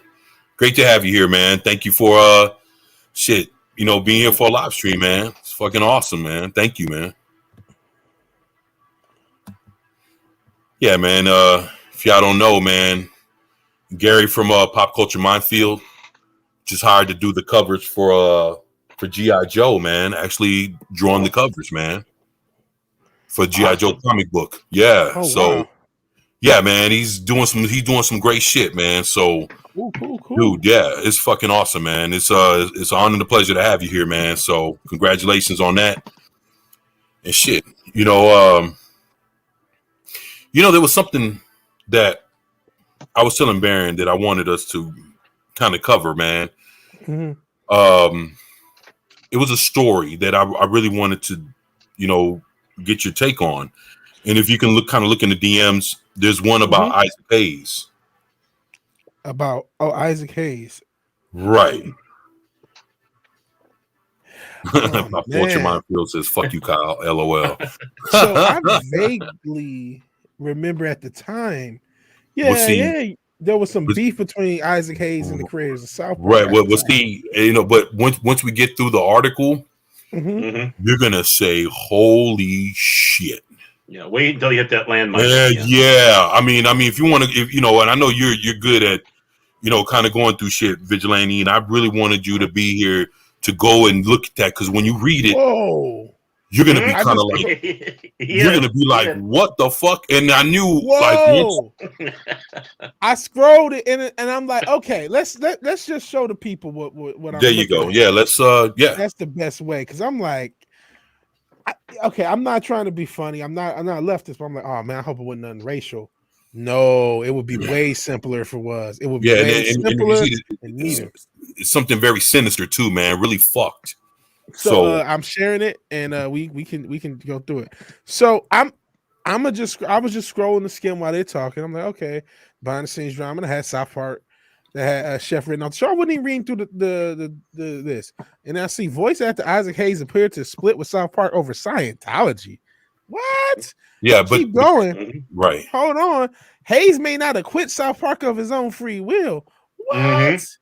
Then it says this 2016 interview, Isaac Hayes III, who was the son, so I guess Isaac Hayes was the second, I didn't know that. Right. Accused the Church of Scientology of having forged his father's letter of resignation while a stroke incapacitated the act.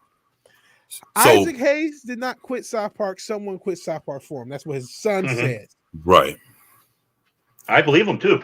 And that's the crazy part. When Isaac Hayes, he had a stroke and couldn't even talk, couldn't do shit, but someone forges a letter with his name on it expressing how he wants to quit South Park when Isaac Hayes didn't even have the ability to do shit.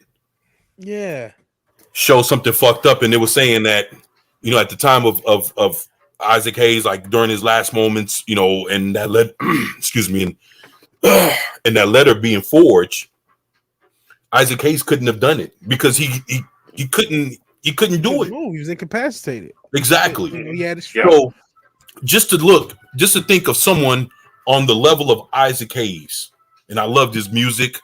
There's a movie that I want to watch that I got right behind me called Trucker Turner that I got from him. Yeah.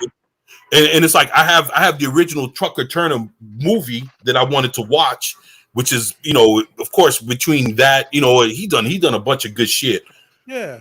And just to know Isaac Hayes, singer, he was activist, he a real activist, not none of these bullshit activists of today. Right. Yeah. actor, right? And then of course, him doing South Park and everything. Yeah, it was a huge show for years. Yeah, right. Come to find out, he gets a stroke, and then after the stroke, when he couldn't even do shit for himself, of course, nobody knew, but his son knew. And then it's funny, like the son gets with the creators of South Park to come talk about this shit, and the creators of South Park even admit, like, yo, now that we knew that it was something more nefarious behind it. Understanding the circumstances that he was into, he was a part of Scientology, and basically somebody in that camp forged the letter and made it seem like he had quit his part of being chef in South Park. Dude, that was some real dirty shit. And again, this news just comes out, and it's like, fuck. It's like it's years, because look, when Isaac Hayes died, that was around the time Michael Jackson died. Mm-hmm. And it was a few of the people that died. So it was like for us to have lost Michael Jackson and Isaac Hayes right around the same time, that was some real fuck shit. But just to know what came, of course we didn't know, that was all, people on the inside knew a little bit more, like Isaac Hayes' son. But just to hear a story come out in the last couple of days, okay, got to run. I'll be back to finish watching the discussion on this. Thanks, 24/7 Fusion Media. Hey, man, thank you, Gary, for being here, man. You take it easy, my man. Yeah, thank you for being here. Yeah, thank you, man.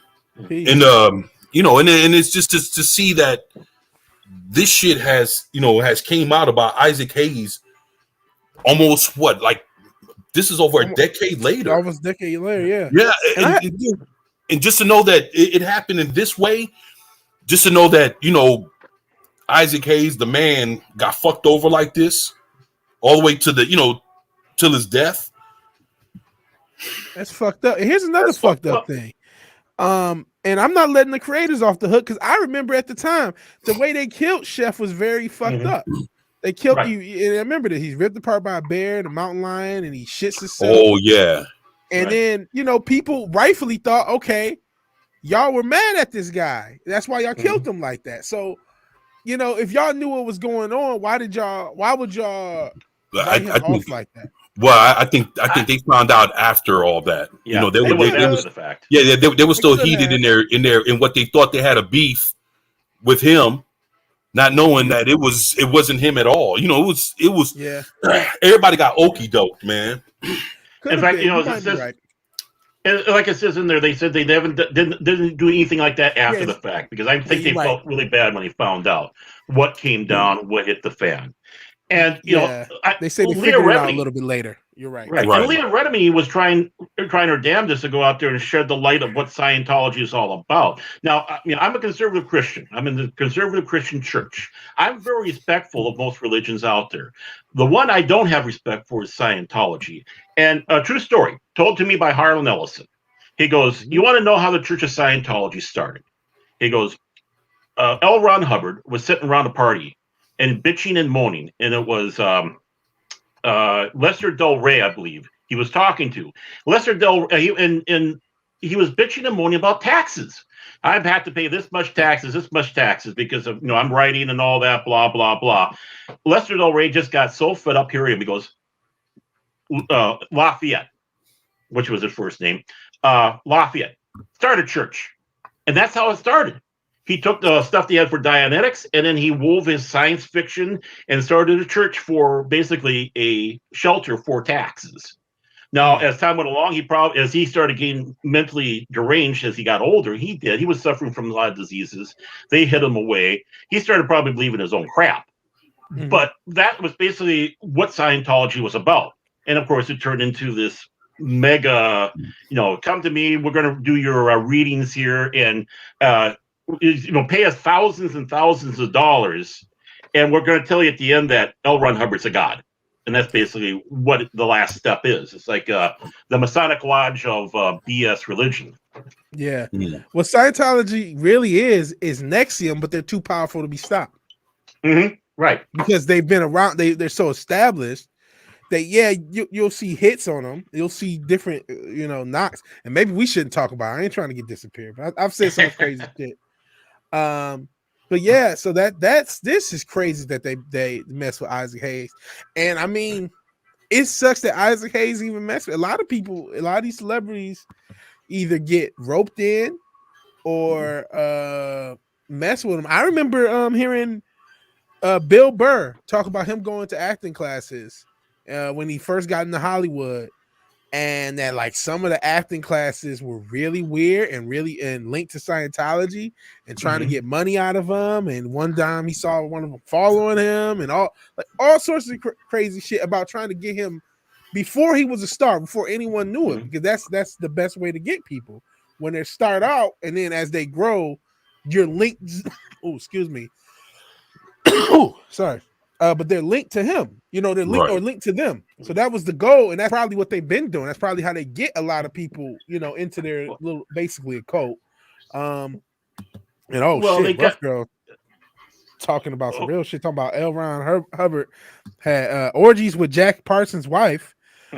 Jack Parsons, who's the real life engineer, real life rocket scientist, helped the U.S. government in the 40s with the rocket program.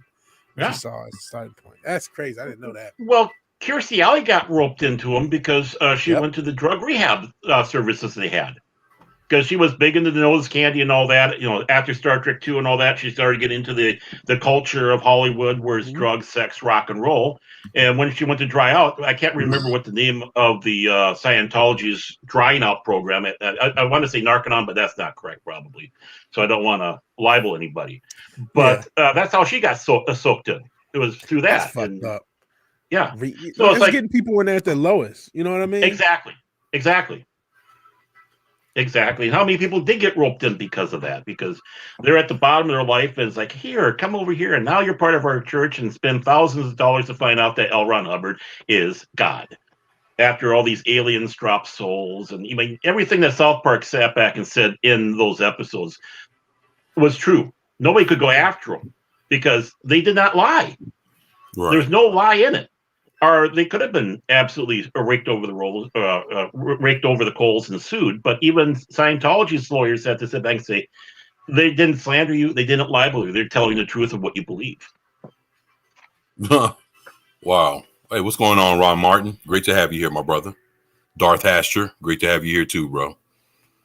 Man, yeah, it's fucking unfortunate, man, that they did Isaac Hayes like that, man. For years, everybody thought the story was one way, and then all of a sudden, the truth finally comes out on what really happened, man. That's the part that just fucking blew me away with that whole situation, man. And I was like, yo, fuck. It's sad because I mean, I love Isaac Hayes. I love Chef. I thought he was one of the best characters South Park ever had. I loved him, man. And it's missing. South Park is missing because they don't have Chef anymore. Obviously, you know, he passed away. You couldn't have him that way, but just the way he went made it even sadder. It really did. Man, that's messed up. I would have never. If you guys didn't tell me about this, I would have never guessed something like this. This is messed up, man. Hollywood's a fucked up place. If you haven't learned that by now, golly. Yeah, we're talking about that shit earlier. You know, and you know, I guess it just you know, I had this thing on my mind of I guess what you was hearing from before you came on. Like, yeah, I mean, we didn't. I don't know, man. Yeah, it is a fucked up place, man. Shit. Damn. It's called La La Land for a reason. Yeah. It's La La Land. It's absolutely these people do not. They are told to say something that their agents and such tell them that they have to say. They do not think on their own. You don't have intellectual actors and actresses no more. You had a day when they were. I mean, Tom Selleck is an intellectual actor. Cary Grant was an intellectual actor. John Wayne, you know, everyone sits back and thinks all he was this big muscle-bound jerk. He was a very intellectual man, and he could hold his own in conversations like you couldn't believe of all sorts of subjects. And just because people have this perception of what roles they played is the biggest mistake you can have. And sometimes the person that plays the most intellectual part is probably the dumbest person in Hollywood, and the person playing the dumbest part is the smartest. Yeah, I mean, shit. That's you know, it's funny. You say that. Not to give any credit to Kevin Smith, But when he was sitting there playing Silent Bob, everybody thought he was a dumb piece of shit until they figured out that he was a guy that fucking wrote it, directed it, and all that shit. So yeah, man, you'd be surprised, man. You're definitely right about that. And I'd like to give a shout out to my man. Yeah, there you go. To my man, Low Spec Linux Laptop, man. What's going on, bro? Great to have you here, man. Hey, Low Spec. Yeah, Low Spec is fucking awesome, man. Thank you for being here, man. And Rough Girl says Eric and Sally Anderson. Yes, in the 50s, it was a cult moving from home to home in California. Mm-hmm. Wow, Rough Girls know some shit. Oh yeah, she's a smart lady. Yeah, and Eric and Sandy Anderson says he was only grown up. He was only growing up in the South Park. That made any sense. Yeah, all the other adults were crazy except Chef. Oh yeah. Yeah, he was about the most sensible one when it came to any situation. He was like, "Look, guys, look at it like this." Yeah, he was I fucking miss his ass, man. And yeah, I mean, hello, children. I mean, whenever you heard that, it's like you knew you're going to have something great happen there. Hello, children. Yeah. Rough Girl says, "What's up, Darth Hasher?" And well, you think you're bad with your rap until Pilgrim, I had the crap. Da. Oh, she's rhyming again. There you go, man. Yeah, she's been rhyming for a little bit. She out here rapping in these. Yeah, she out here rapping, man. I appreciate her, man. Got bars. That's what's up. Yeah, she got bars. That's what's up, man. Rough Girl. She's awesome, man. At least you're not mumbling in auto-tune, so I'll take it. There you go. Oh, yeah, auto-tune. What happened to real voices out there? What happened when you had someone going out there and singing in a musical that they could, that you heard their voices? I'm not as much into musicals, but there's a couple musicals out there I just absolutely adore. Obviously, The Music Man, and Robert Preston. He's belching it out there. Yeah, everybody out there. And then another one of my favorites is Paint Your Wagon. And you got Clint Eastwood, Lee Marvin singing. These guys aren't singing, but they're singing, and it's real. And that's what made that movie even more memorable for me. Everybody laughs about all these people don't know how to sing. Hey, they're singing. It fits the part. It fits the tone of what this musical is about, and it works. But now it's like, okay, you have this actor. We're going to have this singer dubbing over their singing, and then we're going to have this and that and auto-tune. It's like there's nothing, no talent. Like you and Vigilante were talking about with the two dancing guys, all that work. Oh man, the Nicholson, and those were no cuts. They had few cuts, but they would do whole minute sequence then cut. They would go through whole sequences before it cut. So there's not like all these different shots and making it look like they had to dance and jump over tables and do the splits and. And what about Gene Kelly when he is dancing to animated figures? They're not even there, but he's got Tom and Jerry. Yeah. Oh, it was Jerry. Yeah, it was Jerry. Yeah, the mouse. Yeah, mouse. Yeah, Jerry the mouse. Yeah, and it's like doing that back at that time is like that's more amazing than anything they're putting out today with CGI and such like that. Just to be able to coordinate across the board, it's just we don't have that talent. Whether it's people who are the creative end, the people who are the technical end, and the people who are doing the acting end. I mean, there's several reasons that talent across all the creative arts and the big arts are stagnant. Music, man, and I'm noticing because I'm trying to get back into music. I'm trying to relearn guitar and actually get good at it this time. And you realize, like, great songs, when they're written properly, can be in different genres easily. Like they can be translated because if you follow basic rules of music, you don't have to be complex. You don't got to be Beethoven, Mozart. But if you follow basic, simple rules of just chord progressions and melody, you should be okay to make a good song to translate to any genre. Well, what happened now, and as much as I love a lot of like hip hop and pop stuff, what happened is music became kind of atonal, and basically where notes don't really matter. It's just about noise and sound. And making people feel good as opposed to writing a song. And I'm not even talking about the lyrics chart. That's a whole other can of worms. I'm just talking about the music itself. They're not writing music. There's some people, I don't want to go across the board, but they're not really writing music based upon any rules. They're just trying to basically organize noise to get people to buy stuff. That's why if you take a normal pop song, you could probably turn it into a folk song, but it wouldn't sound right because it's not really written as a song. It's more of a, like I said, it's just noise. And I mean like, that literally. Yeah, I mean, it's like Billy Joel. Billy Joel came out with "Shameless" singing. Of course, that's a pop rock song, and then he finds out later that Garth Brooks, goes out and turns into a country song. He says that's the last thing I'd ever imagined, but it worked. It worked because it's a well-written song. Exactly. And how many times do you hear a lot of these songs that they're crossing over into the different realms that you heard one way or another, or even Eric Clapton when he took Layla. And going from Derek and the Dominoes to hard rocking to doing that strumming unplugged, and which I actually prefer better. Yeah, the Clapton unplugged. Yeah, right. And so, yeah. I mean, if you can do that, if you can take a hard rock song like that and unplug it, you did something right. Yeah, but the song has to be good for that. The songs have to be written, like I said. You follow. It's there's chord progressions and melody. It's not rocket science. It can be hard to play and stuff, but it's like these songs are not doing it on average. I mean, if you take either, Travis Scott was the big guy like a month ago after what happened, but I mean, a lot of it's just auto tune, not even to any notes, or Billie Eilish or whoever these pop stars are, the big rappers. They're not really writing songs, and then the lyrics is a whole nother can of worms. They don't even care about that. Yeah, that shit is trash.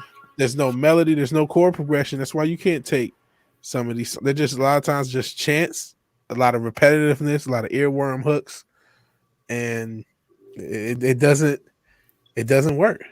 I mean, take a song that nobody knows when it truly was written or actually who wrote it and what the original words were, but we now know it as Greensleeves, but it's been changed with different tunes and all that. This is something that's about 1,000-year-old song, and today, even in the 21st century, we're still singing, whether it's as a Christmas carol, as What Child Is This, or even in the traditional form of Greensleeves itself, that tune is still alive after all these years. Elvis Presley, Love Me Tender, or not Love Me Tender. What was that again? Love Me Tender, Love Me True. That was an old Civil War song tune. He took an old Civil War song tune and brought it forward into the 1950s and as an Elvis song, obviously reworded. So the tune itself survived through that century almost. So I just wanted to say what's up to McKinney Draws. What's up, McKinney? Hey, McKinney Draws. Yeah, man. It's Rough Girl says sent your dildo. Buzz. Dildos here. That's what's up. Rough Girl says that John Wayne rap. Y'all don't remember that. I remember that. I remember that. Man. Yeah, there's if you get a tune. Oh, sorry. Yeah, I mean, if you get a tune and it gets into your ear, that earworm or whatever, and it stays there and can be passed along, it's immortal. It's immortal in one fashion or another. I'm not seeing much of that right now out of this generation. I hate to say. No. The thing is you do have great writers, you have great singers, but they're being ignored. Absolutely, and that's what it is marketing. It's that now it's a lot of these artists are they're just brands, and not that Elvis was a brand, the Beatles were a brand, it was just the same, but they were also musicians and artists. So a lot of these artists are popular. They have this what's the word? Cyclic cycle relationship. Basically, I can't pronounce English. But basically, their social media following gets them more clout with music, which gets them more of a social media following, which gets them more clout with music. So then it becomes like, well, they're just the brand of them.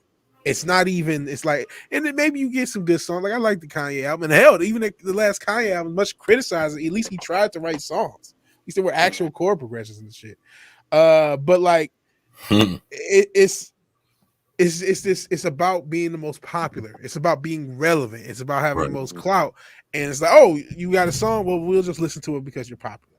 We'll listen to it because you're the celebrity. So yeah. It's funny you say that. Sentient Dildo says Elvis couldn't make an original tune if his life depended on it. And Eastland Burkholder, hey, what's going on, man? Great to have you here. Says no one ever praised him for writing songs. Yeah, I never heard anybody praise Elvis for being a songwriter. That's true. Darth Hatch says nice at Bruce Lombardo. All the expansions too. Shit, I guess I missed something, but yeah, the both of them, Darth Hatcher and Darth Hatcher and Bruce Lombardo. Yeah. Everybody else in the chat, thank you all for being here. And I saw Ron Martin and what's Sandy and Eric and Sandy Anderson. I didn't say hi to you guys. Yeah, the Andersons. Yep. And Mr. Anderson. The Matrix is out there. Red Pill, Blue Pill, coming out pretty soon. Yeah, it is. You know, the funny thing is, I grew up listening to the Kingston Trio as a kid because my father was, and obviously, if he's playing it, I'm listening to it, and became a fan of it. And of course, they're mislabeled as a folk group because they were actually what I consider world music, because they were taking music from all parts of the world and singing it. Mexican songs, Spanish songs, French songs. They even did songs in German. And, like the first time I ever saw Your Face, that was a Kingston Trio song originally. Scotch and Soda, that was another one that was originally a Kingston Trio. But what they did was, because they were bringing in all this music from all parts of the world, made me appreciate all the different forms of music that's out there. And I do love virtually all type out there. My music taste is eclectic. Because what do I want to listen to today? And, spin the wheel. And that's what I listen to. And that's what we need today. We need to have someone going out there that, especially with this world that is opened up with the internet, it's so easy for you to tune in stations around the world and such, to bring in the appreciation of the different cultures, the different styles of music, the different passions. And that's, I think, I think that might be something you were looking at, Vigilante. Passion. The passion behind it. There is, between the writer and the singer. Missing. Yeah. Man. Even somebody to kind of go, like, I know a lot of people, Nirvana can be hit and miss. It depends. I'm a huge Nirvana fan. Oh yeah. Kurt Cobain was not. He wasn't Stevie Ray Vaughan. He wasn't Jimi Hendrix. He wasn't the best guitarist, but he was a very passionate one, and he meant everything he said. So even if he was limited, that still came through. The fact that passion came through, and there's not. It's just it's like I said, it's a brand now. It's not music. It's not something that's coming from somebody's soul. It's not coming from somebody with a story to tell. And that's not just music. That's across the board. That's why we got into this woke madness, because it was a bunch of soulless people who had no stories to tell, who had nothing to really express, but they're in the entertainment industry. And so they're like, oh, we can latch on to all this wokeness. We can just take a bunch of old stuff, race and gender swap everything, and that's it. And nobody can say anything else. We'll call them racist and all this other stuff. That's how we got here. It's because there's no soul left in these. The people that are hired, are there still creators and they're still writers in Hollywood or musicians or everywhere we're talking about, who really have the talent, who really work on that craft, who really have passion? Absolutely. But those are not the ones that get pushed. And there's too many that don't. The percentage wise, is so high of the people who are just there to collect clout and paychecks from the entire entertainment industry and don't have stories to tell. And that's how we got here. Well, how much of the comic book art nowadays is clip art, basically, that they're putting in there? There's not real drawing. They're on the computer. Bro, and same thing. So bad. Yeah. And even art in game books, I got several behind me and such. There's an artist out there, Wayne Roberts. I think Roberts. He's known as a WAR, W-A-R, his initials. And I don't necessarily like his art per se, but I appreciate his art because you can see there's love in it. And as someone sat back and said, unlike the other artists out there that are going around and doing the computer generated art, he's still doing it the old-fashioned way. Pen, ink, paint, all that. He's not doing it on the computer. And I can appreciate him for that, with a true critical eye. He's a great artist. He might not be my taste, but I appreciate him, and I love his art because of that. Yeah, you got to give him credit because, like you said, a lot of it is not just digitally created. They're not even creating new art. They're just digitally copying other art. So they're not even – it's bad enough to create meaningless art, but to not even do it yourself, like you're not only are you're not drawing it, you're not even creating it. You're not even digitally creating. You're just copying or tracing, or there's a lot of that. That's why, you've seen a lot of people on different channels take different panels and prove to you that this panel, they got it from this one. You know what I mean? Right. And it's just, I know Eckhart Tolle was doing that with the Star Wars art they were doing in the game books and such, and comic books, how they're stealing fan art and put it in there, and the fans not getting the credit for it. Absolutely. And the like. And someone put side-by-side comparison of the original Star Wars comic book, Carmine Infantino, or however you pronounce his last name, his artwork compared to what they're doing today. It's like the computerized clip art, Photoshop crap. It's like, yeah, I know which one's the better of the two. The old one, because you can see the love, the passion, the talent that's put in there. It's funny. It's funny that y'all say that. Matter of fact, in the DMs, there's an article. Wow, somebody getting their ass whooped back there. Yeah, go get them. Yeah, that's my dogs. They love that. Oh yeah, I mean, here, I'll just bring this up. Like I said, that right there. That classic art right there. How awesome is that? Do we got that today? No. Yeah. Matter of fact, if you look in the DMs, I dropped the article about what they're doing with. I don't know if y'all saw what they did for the What If with Miles Morales. I saw a couple. Was it the Wolverine thing or was it something? Yeah, but if you look at really what they're doing, you got to pull that one up, man. That one is. It's really bad, and then that lets you know when it comes to having any kind of artistic integrity and having original ideas and everything else. That just shows you how much they really put into it. I don't know if you've seen it or if you got into it. I'm looking for it. Give me a second. I think I might got it. Well, all right. Well, I'll tell you what. While you look at it, while you look for it, Eastland Burkholder says actually talent is. Actual talent is ornery and highly opinionated, not so fun to make with the deal makers. That's true. People who have passion are less likely to let a bunch of execs and a bunch of people who don't understand whatever craft just shit all over it. So there is something to that. You can get a complicit idiot and you can just tell them what to do, or somebody who has the talent, even if you paid them the same, will be more of a headache. That's definitely a part of it, and that's just anyone who has passion for something is going to be critical of when it goes wrong, and they don't want people like that. No, why should they? I mean, you're not letting us get our way. You're not kowtowing to us, and you have a lot of those people that was in Hollywood that they didn't like. Be it J. Michael Straczynski with Babylon 5, Harlan Ellison, anything he dealt with, Gene Roddenberry himself. A lot of these people, they come, you have to do it this way, and they give them the middle finger. No, they couldn't control them, and they didn't like that. Yeah, Rough Girl says, and they could offer some souls to sell in the process. Brett Cohen, how's it going? Great to have you here. It says, working and lurking, Dave Grohl was the real musician behind Nirvana. Dave Grohl was cool, man. Like, as much as I like Bleach, when Dave Grohl joined the band, they definitely, to me, I like all the albums, but I definitely like the later ones better.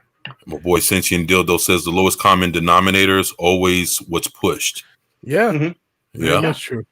And I do have this up now. Actually, let me share it. I forgot to share it. Oh, that shit there is a hot. I'm surprised we didn't get a whoopee out of Vigilante there when he hit that landmine. Oh yeah. I didn't see that they were making Miles. I saw the Wolverine thing, but I love this Bleeding Fool article. It's a very good question. What if Miles Morales had his own superhero identity? Like, what if instead of this is why I hate representation, man. I don't mind, I like seeing black characters. I like Static Shock. I like John Storm, Green Lantern when I was a kid. I like Steven Steele with the shitty movie with Shaq. I like all these characters, right? And so you can make them. And even, Steele's kind of derivative of Superman. He's in that realm. But when you come up with a character that literally is just a different version of another character, and they did it twice with Spider-Man, because you also got Spider-Gwen running around here too. And your grandchildren and children are going to think of Spider-Man as a class like the Green Lantern, where Peter Parker is one of the many Spider-Men there are instead of being the only Spider-Man, unfortunately. But so it's bad enough. He has never been, he's a derivative character, and then you want to. I didn't know this one. I didn't see this one. What if Miles Morales was Captain America? Okay, cool. I did see this one, the Wolverine. But like, why can't y'all come up with an original character? I know the answer to that, but it's just like, please. Did you see the rest of them? Was there more than those two? Oh yeah. Well, no, these are older though. No. If you kind of read through the article, it'll tell you what. Yeah, it's bad. I didn't read. I'm just going off the pictures. Yeah, I mean, that's what If was about. It was about exactly what if Spider-Man didn't become a superhero? What if he stayed a top entertainer? It was what different directions does this character take instead of, hey, let's just change out the character? What if it was somebody else? Yeah, and it's so bad that it does. Yeah, he's gonna. He's apparently gonna be Thor and the Hulk as well. Yeah. So basically, what if Miles Morales was every Avenger? Basically, except Iron Man. Well, wait. And then I got another question. I'm looking at this. Who is Captain America Falcon? Who's the black feminist is Falcon? Oh, that's probably still. Oh, that's a chick. It's a chick. I don't know who she is. Maybe Ironheart. Is that Ironheart? Maybe. That's the only one. That's a good question. So they, man, what if you created original black characters? That's my question. What if you did that? What if you created original characters and gave them, creators? They're so good about diversity. I guarantee you won't hire Eric July. I guarantee it. You would never hire him. He's started because of which he started his own fucking comic company. Shout out to the Ripperverse. But there are people. I guarantee you never hire just some guy. If you guys want to hire a black creator, I guarantee you don't. You know what I mean? It's like y'all not really. Y'all talk all this representation shit. Y'all do all this shit. Y'all don't really want to represent shit but your own opinions. That's really what you want to represent. You don't really want to represent me. You don't really. You're hoping to get some ESG money from the government at best. You're not really. Your intentions are not pure. I mean, they can listen, man. I'm so fed up and lost with Marvel and entertainment as a whole, especially anything Disney holds. This doesn't shock me. We'll make Miles Wolverine and Thor and Hulk. The thing that actually surprised me is they actually went that far to say, hey, we got a what if coming out with Miles Morales being everybody. And I was like, damn, the fact that they took it that far is when we talk about the lack of creativity and with people whether it's music or anybody with any kind of artistic ability, even with comic books. It was like, well, shit, it dawned on me like, well, shit, let's just see how bad it got in fucking comic books. Look at this. And man, it's fucking telling, man, that they got this dude in all these different positions of being every kind of hero. So it's a what if, or is it many what ifs where he just, what if number 11, he's Thor, number 12, he's Hulk, issue number 13, he's fucking Wolverine, and issue 14, he's somebody else. It's like, what the fuck is this, man? And so that lets you know in the realms of Marvel Comics, that's how bad it's gotten with their creativity when they just take one person and was like, well, what if he was fucking Thor or somebody? It's like, come on, man. Is this what we're doing with what ifs now when it's supposed to be something completely more than just that? And you're doing like 5 fucking issues of one guy being everybody? Yeah, quit calling it what if. Just call it the Miles Ego Trip comic series. That would have been better if they, if they would have made a story behind it, like he's falling through different universes, and each one he's a different character, and he's trying to get back to his own universe, and they made it a side thing. It would still be corny, but at least you're not doing this what if gimmick, and giving Miles Morales an original story for him. Instead, you're just gonna gimmick him into a bunch of spots, and it still would have been shitty that way. But at least you would say, okay, we're giving Miles a story. This is and the bad part about it, he's still a fake ass fucking Spider-Man to start off with. That's the. So he's a fake ass Spider-Man, and the what if he was a fake version of fucking everybody else, or a tokenized version of everybody else? It's like, come on, man, like it's fucking so unoriginal, man. So I'm telling you, all across the board, when it comes to originality, a lot of these companies don't even have it. They don't have the heart for it. They don't got the spirit for it.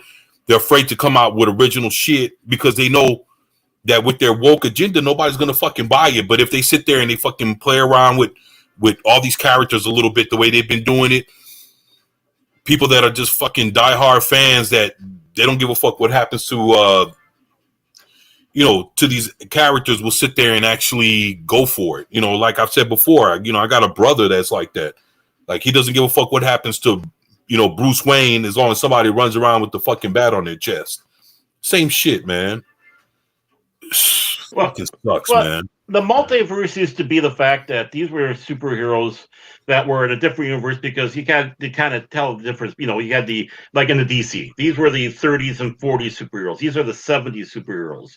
That's why there's a difference, and they had to make explanations of why things were different. So you had the Earth 1, Earth 2, but they're still the same people.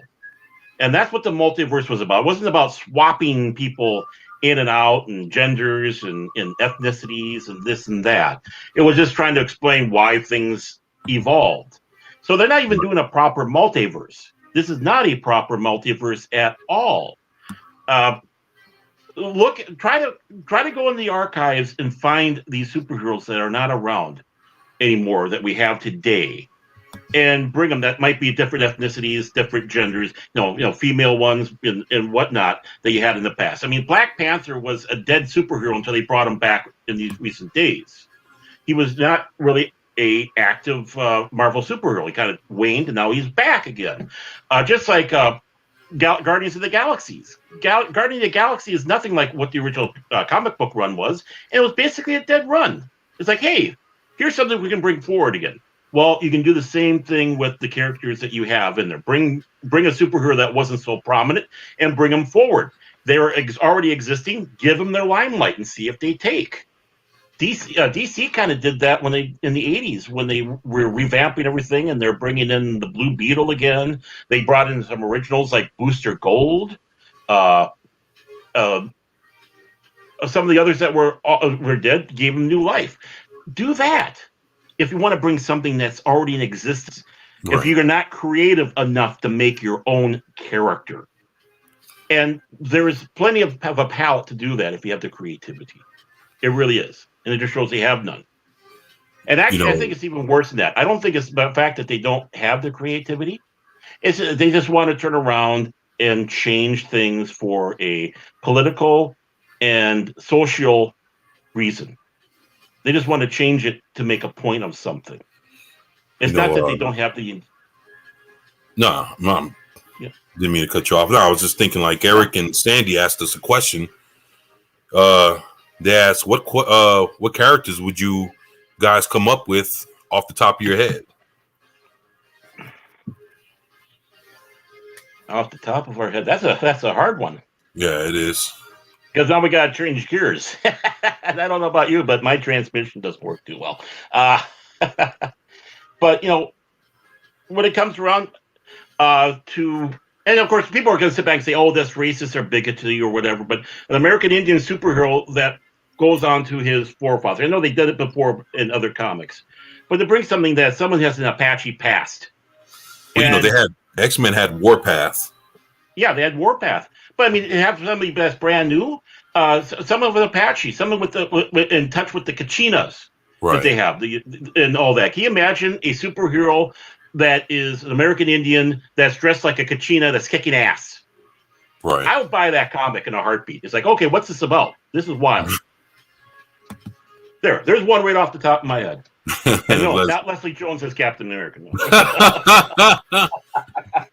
Oh shit. Yeah. And you start thinking about all the different the different cultures you have in Asia. I mean, in China, each district has their own take on stuff. To study a little bit about someone came over from China into the Americas, and something similar to like Kung Fu, but not quite. Right. But goes through the ages. Think of the Phantom. The ghost that walks, and the reason why he's existed for many generations, the next generation took it on. You could do the same thing with someone that came over from China and bringing over the mysticism and such of the Chinese superhero. And it's been one that's been going on from generation to generation. It's like this person doesn't seem to die. This person is eternal. Boom, right there. So, and the various different cultures that you have in Japan. I mean, everyone just thinks of one thing of Japan, but you have different districts in Japan also. You try to find something that's a little bit more obscure and bring it in, and wow, there's something new. Glenzer said, Marvel and DC, if you don't vote for Brandon, you ain't black. I remember that shit. That's some funny shit. Mm-hmm. So there's a couple ideas right there. And of course, someone will sit back and say, "Oh, that's racial appropriation. You're being a bigot. You're being ist and full on that one." But it's like being a bigot. You bigot. Thank you.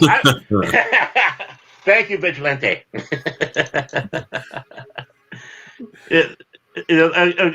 Actually, kind of funny when I was talking to 24 earlier this week there, and we're about this. And I gave him a little tweak. I said, I can't wait to be on there. I want to be you guys' ally. And I could just hear the phone drop on his side, and I laughed and I go, "I got ya." And I find that one of the greatest. I think that's one of the most honorable practical jokes you can do, because it shows that you're actually listening to somebody, and now you're tweaking them, and it's showing that you did listen to that person. It wasn't just going one ear out the other. So, I'm your allies, guys. Well, thank you. Thank you. I appreciate your allies. Now you can call me a bigot. Look, seriously, I do think that ally stuff is very bigoted. It's like, we're your ally. We're going to tell you how to think as your ally. We're going to hijack everything you're trying to do as your ally and direct. Disingenuous, man. So disingenuous. It's like being a fake. It's like being let me be your fake friend for this cause. Like, what the fuck, man?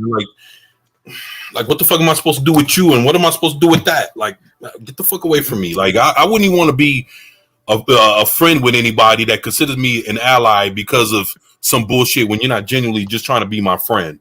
Like, that doesn't even fucking. Let me be down with you because you're black. Get the fuck out of here, man. Like, I don't, whatever. It's like, I don't care for that shit, man. That's so fucking fake, man. And you know who talks like that? Leslie Headland, the bitch that's doing the High Republic. She was talking that I want to know how I can be allies with these people. Like, that's how they're these people, and would you be a friend? You're just trying to be an ally. What, for the cause of whatever the fuck you're trying to represent? Like, that shit is so fucking fake, man. I can't fuck that, man. What happened to you people being a slur? What do you mean, you people? What do you mean, you people? Yeah, exactly. Tropic Thunder's so great. But fucking Leslie Headland. So everyone in this chat, I'm sure, knows whose assistant she was. Who I don't think is he still not in jail? Weinstein? Yeah, he's still on. Yeah. Okay. But so that was her assistant, and she made the statement, white women need to step up. Ma'am, I'm not sure if you're like, maybe that was just such a projection, and where people say like something about them. So I was like, ma'am, your former boss was known for raping actresses. If there was any white woman who should have stepped up, I would say it's the one you see in the mirror. So what the fuck are you talking about? Well, Rose McGowan got it. Listen here, you poor savage. We're here to help you because you can't do it yourself. Basically, that's basically what they think. Well, yeah, that's just it. Someone that's not white says, "I got this," and that white woman, that Karen, comes forward and puts her finger over the mouth, going, "Shh, shh, you don't understand. I got you covered. I'll take care of this for you. You can't handle it." What's the biggest? Who's the biggest racist right there? Then? Yeah, there was a meme like that. There's a white woman covering this black girl's mouth and trying to force her into all these crazy liberal causes. It went around Right. last year and probably early this year. Yeah, that's Yeah. really what that ally shit is. It's complete bullshit. And I Mhm. do remember Handyman. It was played. Was it Yeah. Damon Wayans? Yeah, Damon He Wayans. did- Yeah. It was Damon. Now Yeah. he ended up doing Great. Blank Man, which was very Yeah. similar. I think Mhm. because they made that a movie and they said, okay, we can't do Handyman. You can't do it. Even in the 90s, I don't think you could have pulled off a Handyman movie. That's just too much. I think he could have, but I mean, it just would have been a wild ass movie like Yeah. like Earth Girls Are Easy. Mm. Yeah, I don't it know if would y'all have been remember that too- shit. I do remember that. Wasn't Oh, that I one of do. the early Jim Carrey ones? Yup. Yeah. Yep. And Gina, He was what's super her- young in that movie. Oh yeah, it was right around time he was doing Once Bitten, man. Mm-hmm. Mhm. Yeah. I remember those early Jim Carrey. It's your boy, movies. yeah. You know. Yeah, that was before Living Color. Yeah, it was. Mhm. It Put was. everything full circle. Jeff Goldblum was in that one too, I believe, Yep. and Yep. his soon-to-be wife, or what? Can't remember if he was married to her at that time. What was her name again? I can't remember what her name was, but yeah, he was on there, and I can't. Who was the three aliens? It was Jim Carrey, Jeff Goldblum, and Wesley I can't remember Snipes. the third. Wesley Snipes? Nah, I'm bullshitting. Oh, I wouldn't doubt it. I wouldn't doubt it. He was in 2-1 Fu though. Remember it was. Yeah. Well, yeah, I John remember. Leguizamo. I remember that. Yeah, he was cross dressing in that motherfucker. Yeah, I remember always that. gotta Yeah, put with people in General dresses. Zod. General Zod was with him Nice. cross-dressing. Sure was General Zod. Yeah.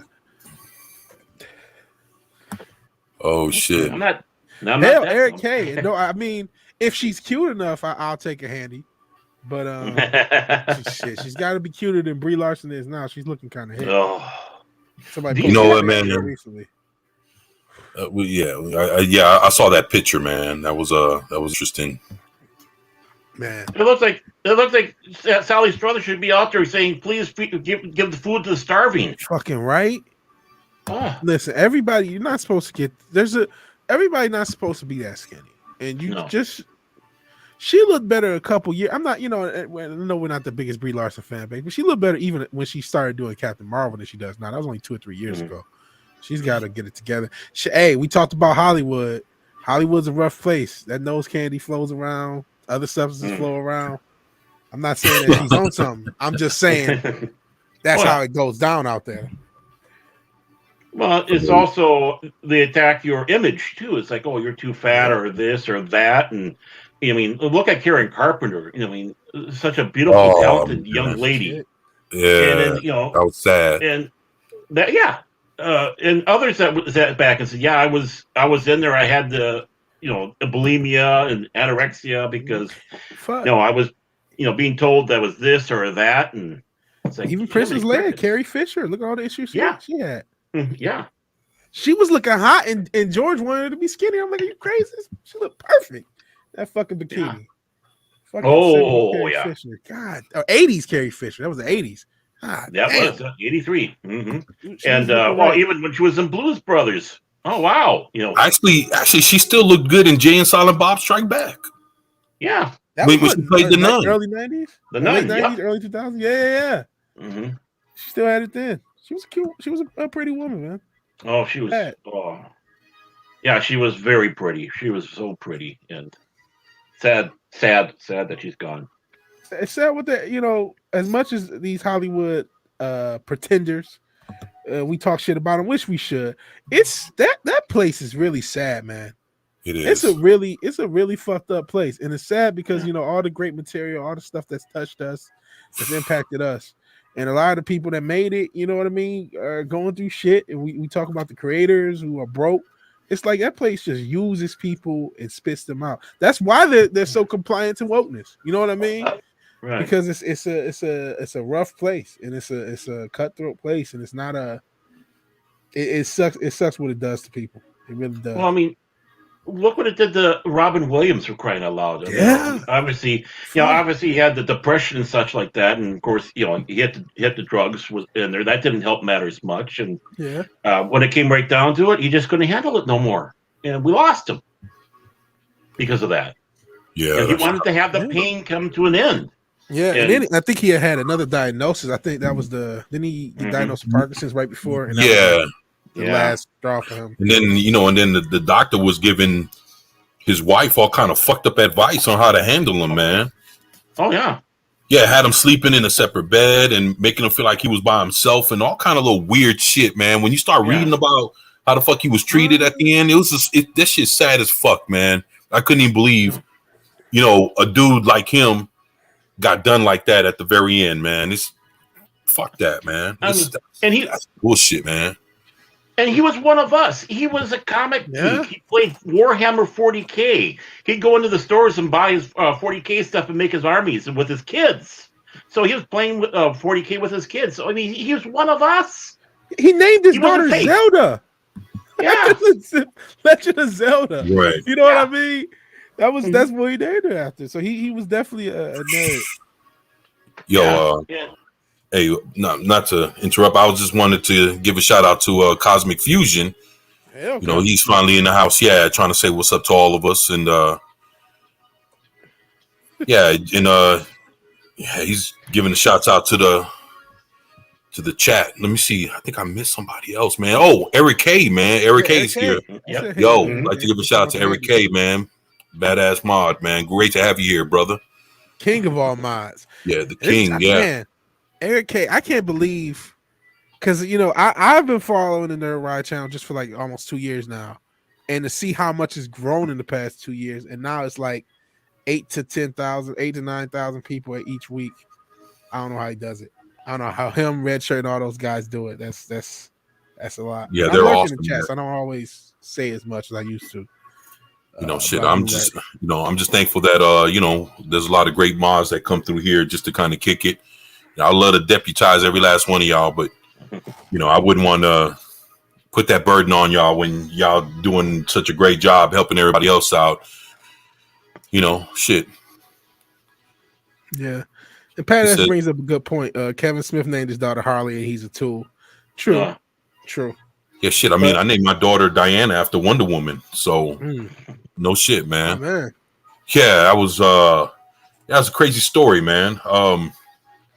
Daughter was being born, and trying to get the name. I was like, yo, we should call her Diana, and I was like, why? Daughter's mom was like, why? And I was like, because that's the name of Wonder Woman. Strongest woman in DC Comics. I couldn't think of a stronger woman to name our daughter. Plus, it's a great name. Yeah, and she's like, so my daughter's mom was like, well, shit, you're the only, since you collect comic books, you're the only person that knows that. I was like, look, go ask anybody if they know who Wonder Woman's real name is. Yeah, and see what you get. So the first thing she did was she went to work the next day. She was a manager at what's that clothing store? Catherine's for big women. Okay. The fucking yeah. So she goes to work at Catherine's. She walks up, and the first person she sees, like, hey, come here, so and so, one of her employees. She said, "What's the name of Wonder Woman? What's Wonder Woman's real name?" And the girl looked and said, "Diana." And she was like, "Oh shit!" So she came back. She came back home that day to go tell me, like, "Hey, yeah, you're right. People do." And I was like, "What the fuck, man?" Like, so. That's how my daughter got her name, man. So, all I'm saying is, I understand how, people end up naming their kids and, after things that they enjoy. Mm-hmm. I'm one of them. Yeah. Hey, if I ever had a kid, I probably would toss Bruce or Wayne in it. So, something like that. Yeah. And you're right. Eric and Sandy, Diana is from the Greek myths. That was kind of the, inspiration of Wonder Woman in the first place. Is why that there's so much Greek mythology, and a lot of her villains are a lot of the Greek gods and stuff, or villains or heroes or allies are the Greek gods and stuff like that. So yeah, that's how it goes. And I'm surprised she didn't know that, because like my introduction to Wonder Woman were my parents letting me know about Diana Prince in the 70s Wonder Woman with Linda Carter. Because that was just such a big show back then, and so that was, when they played reruns or whatever, that was like, oh yeah, it's Diana Prince, Wonder Woman, and do the little spinning. And actually, that's I really wanted to call her Diana Prince, and then throw my last name. Daughter's mother went with Diana, and she wasn't having that Prince part, and I was like, come on, man, you're killing the whole. But it was like, I had to work with the situation, man. And you with got that, half the battle. There you go. Fuck. It's funny. Cosmic Fusion says, one of these days I'm gonna find out what your name is, Dildo. I bet it's Theodore. No. Oh man. Oh shit. That was some good shit, man. Appreciate you, Cosmic Fusion, man. Fucking awesome dude, man. And isn't the girl got named after a country? I didn't know that. Oh, there's a country called Islington. I know. Well, No, I'm just I playing. know, See, I knew you was gonna catch on to that. No, I'm just fucking. yeah, loud. But yeah, I didn't know that. And unfortunately, my last name's not actually Williamson. It's a fake name. I'm sorry to lie to everyone. The hell you say? Yeah, it's not actually Vigilante Williamson on my birth certificate. Y'all would laugh if y'all knew my name. It would be not that it's funny, but it's just funny now. Mm-hmm. Well, we're so used to our nom de plumes that we have on here. Yeah, Even when we don't necessarily hide our names per se, because I don't hide my name, what my real name is. But yeah, but we just as we're going out here, we have our nom de plumes, and that's what we're all kind of known as. It's just Right. It's fun. It's Yeah, some people do hide behind them, but yeah, only very few know my my secret identity. So yeah. What's up? Ron Martin says we need in living color today more than ever. Yeah, man. But you know, a lot of that shit in living color, man, they'll fucking fry that shit to death. They'll try to kill that thing where it stands, man. These people, I don't know, man. It's like nothing sacred, man. Hell, if they went after Sesame Street and Blue's Clues, man, living color would definitely on the fucking chopping block. He sure did go after Blue's Clues recently. Yeah, I remember the Sesame Street, and then keep going after Sesame Street. And keep got Big Bird pushing the jab on the kids. That's great. My god, that shit is so bullshit. Golly. Well, remember, Paw Patrol is fascist. Remember that too. So yep, can't have Paw Patrol. No, not at all. I mean, it's amazing. It's amazing that we were talking about before. It's amazing South Park is still around because nobody's safe from those guys. I can't believe that they make a lot of money though. That's why. Oh, fucking what? 900 million they just got signed. Yeah. And they don't sign people for 900 million to make 900 million. They sign people for 900 million to make a lot more than that. And when you think about all the merchandise, all the games, all the crap, South Park has been selling, even as an independent and just being on Comedy Central. And I love their video games, man. Yeah. And I mean, South Park is Comedy Central, especially, in the post Chappelle era. So they have so much clout. That's why they kind of let them do what they want. It's like, okay, one or two guys being independent is okay. They won't let too many of them. They'll let a few, especially if you're generating the type of money they're getting. So it's kind of funny. MST3K was Comedy Central's thing. Now it's South Park. It's amazing how that can change. Yeah, they went through a few different iterations. Comedy Central. Yeah, you said hello an hour ago. It's all good, man. I just want to make sure I don't miss out on nobody, man.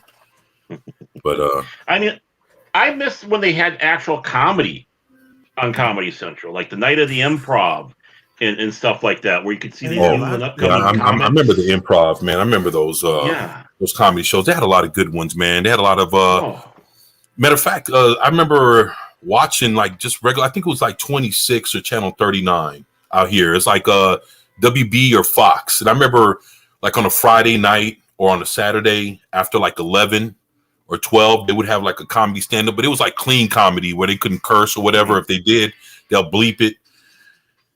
I kind of, and I mean, I kind of missed that shit. It was simple. It wasn't as good as, the motherfuckers that could curse and we're doing like comedy specials, but they'd get your up and coming comedians and they would put them out there. And it was more like a talent search kind of thing. Yeah. And I kind of, you don't get that no more, man. Cause everybody's like, you can't do shit now, man. You can't say a certain joke. You can't make fun of nobody. Here's what I will say about comedy. I don't think comedy's dead. Where comedy is thriving is actually on this platform and on Instagram and on TikTok. The short skit comedian, the guy that can do a 50-second or 2-minute sketch, those guys are blowing up regardless of genre. I mean, we know Ryan Long, but just you guys know who Lenar Young or RDC World are. They're like got millions of subs. There's tons of different. What's the other comedian I actually played a clip of? I can't think of his name offhand, but there's a lot of YouTube comedy and it's good. And you know what? really care as much. And sometimes they're just making fun of modern culture or whatever, but they're not really holding back, and they're still making good stuff because they're trying to make things funny. They're not going super hard either. Not everyone. Ryan Long does. Even a guy like Andrew Schultz, who's Andrew Schultz. I'm probably messing up his name because I'm tired. But there are guys that are out there in the comedy space. They're just not going to be pushed by the mainstream outside of Chappelle. And again, he makes a lot of money, so that's why they do it. But they exist. You're not going to get them from mainstream. You're not going to get them from fucking Saturday Night Live. You're not going to get them there. God. Used to be. Sandy, I miss when the M was for MTV, but now it's for Masonic. Unfortunately, that's another for another day. Yeah, was there music? There was music at one time, wasn't there? Yeah. You know what killed it? I'll tell you exactly what killed it. Started killing it was Beavis and Butthead. Then they went into the Real World, and that was what killed Real World. MTV. Yep. Beginning of the end was Real World and Road Rules, because then that led them to reality TV, and then once Teen Mom hit, they just said fuck it. Right. Exactly. And then they said, "Oh, we have VH1," and they did the same damn thing with VH1. Yeah, still around. Reality TV and everything. Yeah, man, I hate reality TV. Yeah, I remember. Like VH1 disappeared for a while and then it came back, man. I don't even know. Yeah, VH1. Yeah, I remember. VH1 was hot for a while, and then it disappeared for a long time, and then it came back, and now it's not even what it was, man. Nothing really is. No, and the thing is we started going back to how it was. It'd take off. It'd explode. If you have you have MTV, MTV2, and you have VH1. You turn VH1 into your classic 80s, 90s, even 70s. There's music videos. Let's face it, the Monkees was music video. Yeah. I mean, there's a Motown music video. Was it Nowhere to Run? Where they're running through the Ford plant and the fucking workers in the Ford plant looking like, why are these motherfuckers running through our plant?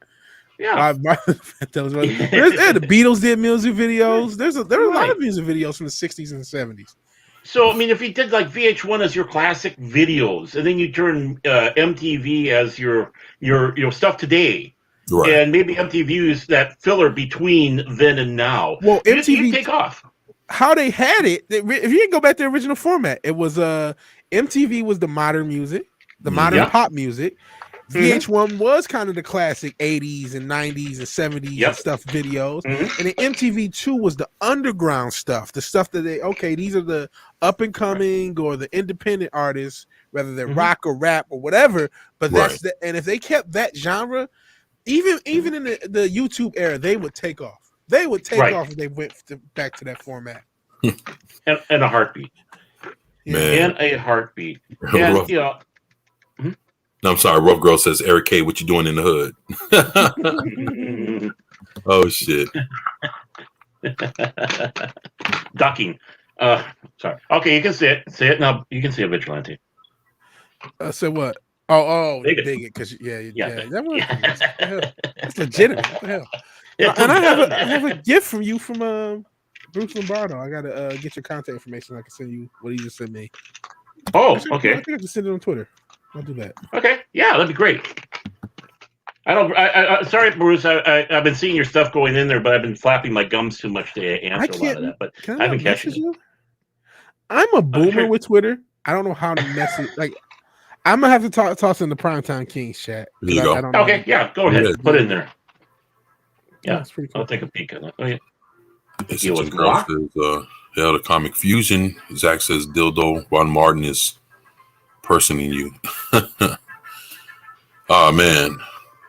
LOL Cosmic Fusion. These mods are in here are certainly great men to be sure, but they love to be able to relax. Yeah, man. Like I say, I would never put that pressure on these mods. These mods do a lot of great shit, man. So hell to Eric K and all the great mods, man. They're doing some good shit.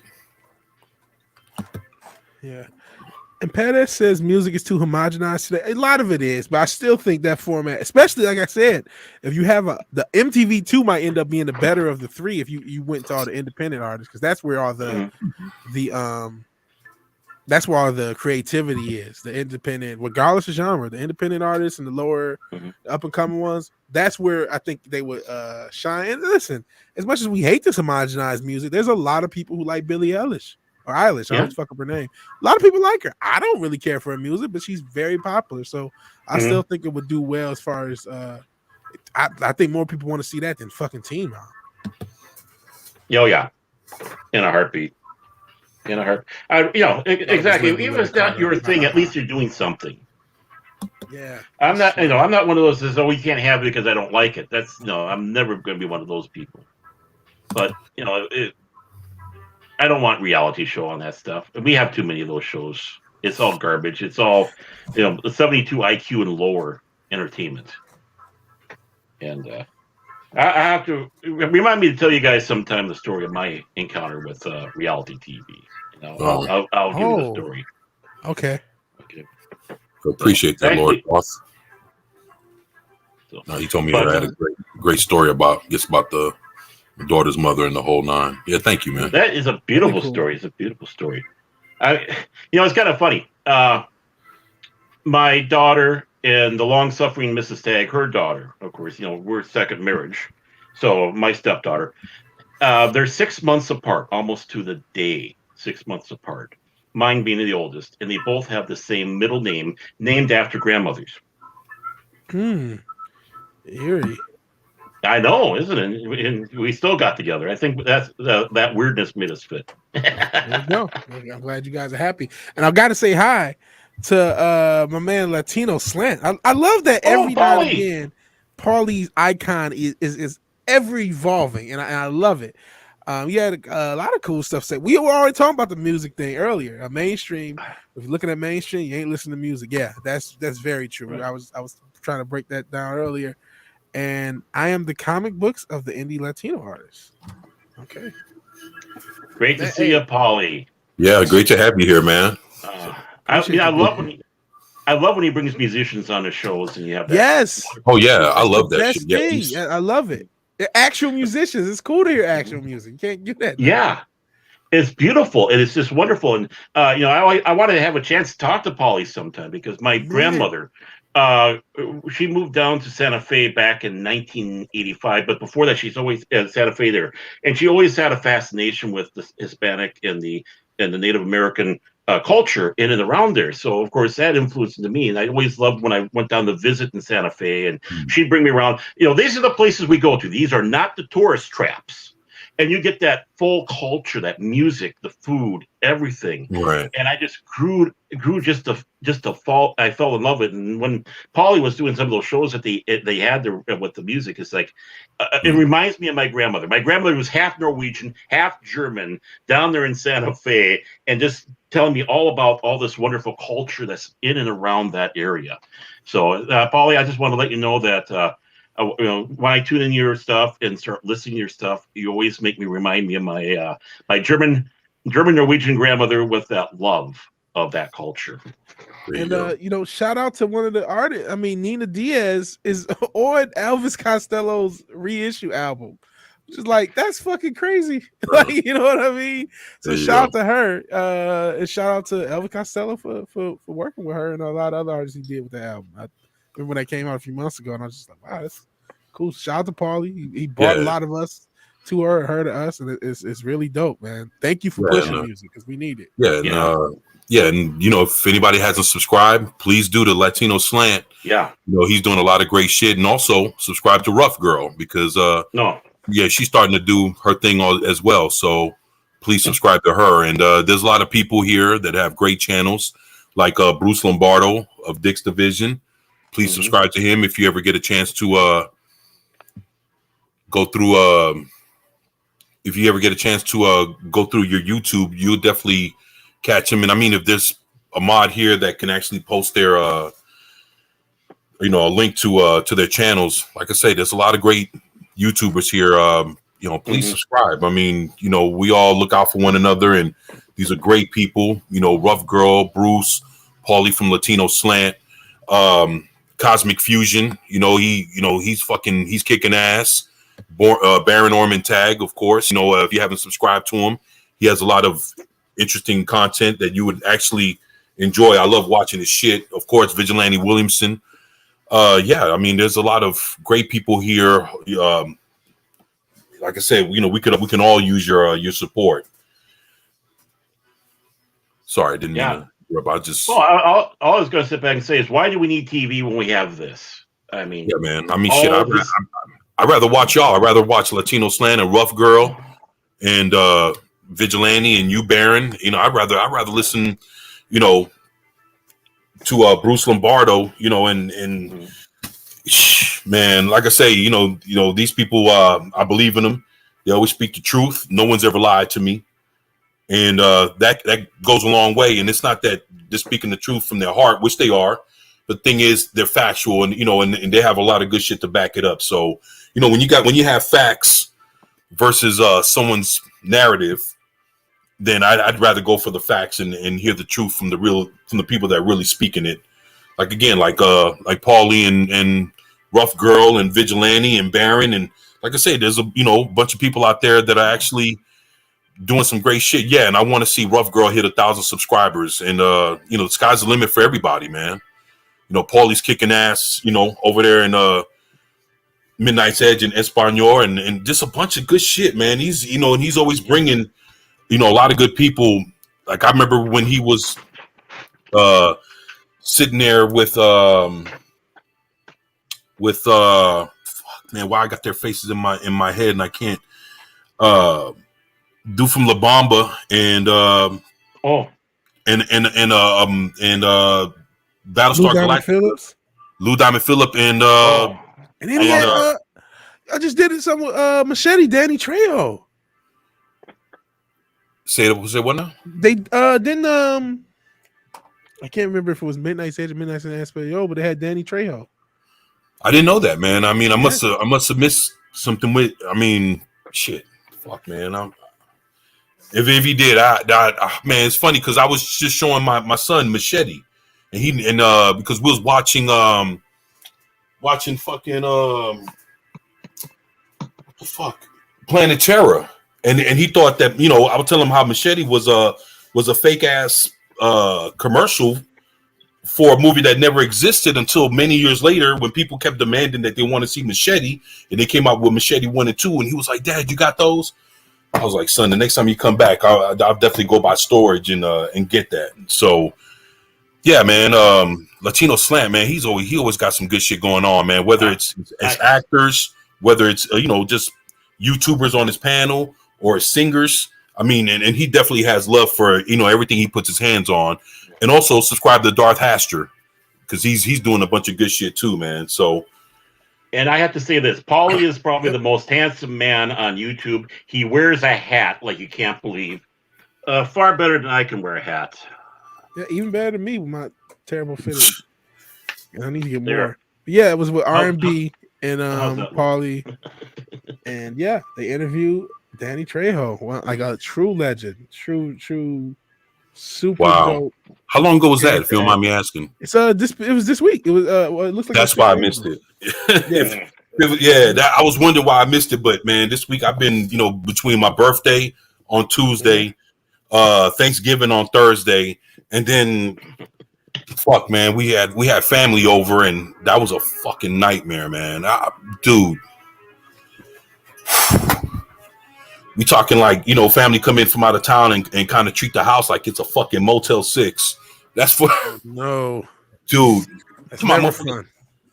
Dude, I was so fucking mad, dude. They was wondering why I wouldn't talk to him. I was just like, they walk into a room, I get up and walk out because I'm sitting there. I'll tell y'all this story another time, man. But yeah, man, it was just I hate when family comes through and treat your shit like. Like if you're a maid at, ready to clean up after them and some shit, they come, treat your shit like shit, and they be like, all right, I'm out. And then it's like, and then they leave you with the mess. That's some really whack shit. But that, but yeah, amongst all that, that was really why I missed because I be up on what Latino Slant does, man, and I've been out of the loop trying to play catch up, man, trying to fucking be hospitable, man, and the whole shit, man. So, in real life, that comes first, so I get it. No worries, man. Yeah, I mean, I've been short on doing my videos. I need to get my butting gear on that one because I've been having a few issues these last couple of weeks, but it's about time now. I gotta get something out there. Quit being so lazy. Latino Slant says, "God bless you, 24/7." Yeah, thank you, man. And I need all the blessings I can get, man. I was so fucking mad. I'm better now, man. I'm just glad that I'm here with y'all, man. So, thank you, Paulie, and thank you, Bruce and Glinser and Rough Girl and everybody else, man. Cosmic Fusion and Pat S, man, and so many great people, man. The Andersons, man. Low Spec Linux Laptop, he's another one, man. He's a genius, man. If you guys can subscribe to him and he's smarter than a Low Spec Linux laptop. Much smarter. Fucking very intelligent dude, man. So, well, shit, man. I got a few minutes, man. I know I'm gonna have to get up here and move around a little bit because I'm starting to hurt a little bit. But you guys have gone almost 3 hours. Yeah, I know, man. Yeah. Time kind of flew, man. Been having a great time, fucking kicking it with y'all, man. Yeah, this is more fun than a person should have, honestly. Oh man, yeah. And this is the perfect one because having a small intimate talk like this is just easier for everybody to get their words in, not talk over each other, be able to talk with people in the chat and whatnot. It's just it's nice, intimate.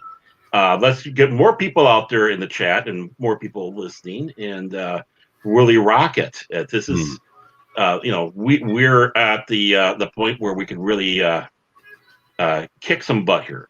And when you have people like Paulie and the others behind us, how can we go wrong? There's only forwards. There's not backwards. Hey, you know what, Latino Slant? I'll take you up on that. The Latino hip hop. I can, I'll take you up on that offer, man. So, yeah, we'll definitely got to do something, man. And Latino Slant says you got to roll. Hey, man, thank you for coming by, man. Yeah, man, take it easy, man, and thank you for being here, man, and showing your support, man, and just showing your face, man. You're always welcome here, man, and we'll love to have you. Hopefully, one day you can come and come kick it with us, man. If you have a little bit of time, man. So, thank you again, man, for being here, man. We appreciate you. Thank you for everything you do, Paulie.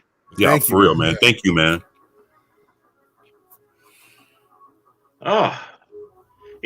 Before we go, I just wanted to bring something up. Are you guys familiar with a site called The Art of Manliness out there? I've heard of it, but I don't really. No, I never heard of that. What's that, man? Oh, it's on app and all that, and it's basically tips, hacks, life hacks. Again, sometimes talking about stuff, issues, and I'm not talking about necessarily political, but stuff that we face in life, how to better ourselves, and whatnot. And I was just listening to one that they had that the other day, and I'm sitting back thinking, it just reminded me of everything that we have here. It's called about what a man with 60,000 books can teach you about a lifelong learning and building your home library. And, of course, looking at something like that, you start thinking, oh, this is going to be something dry. This is a guy who had his own bookstore. He sold out to Barnes & Noble. He took over in a strip mall, a medical center that they had in there, 33 rooms. And all but one room is a library where there's books all through there. And he's describing how he goes through and reads facts and stuff like that. He likes fact books and biographies and such like that. And real books because it's so easier to go through. And as he says, I look at the chapter, the contents. It's like, oh, what does this do in here? He'll go right through there and read and then, kind of piecemeal through the book. Right. To have that. And as he sat back and said, one thing that was really important, and I think this is something we all have to take to heart, about the difference between being a skeptic and a cynic. He says he's a skeptic, and his attitude is, I'm like Missouri. You have to show me. A cynic says, it's all done. Forget it. There's no hope. There's no nothing. I think we are in the areas of being a skeptic.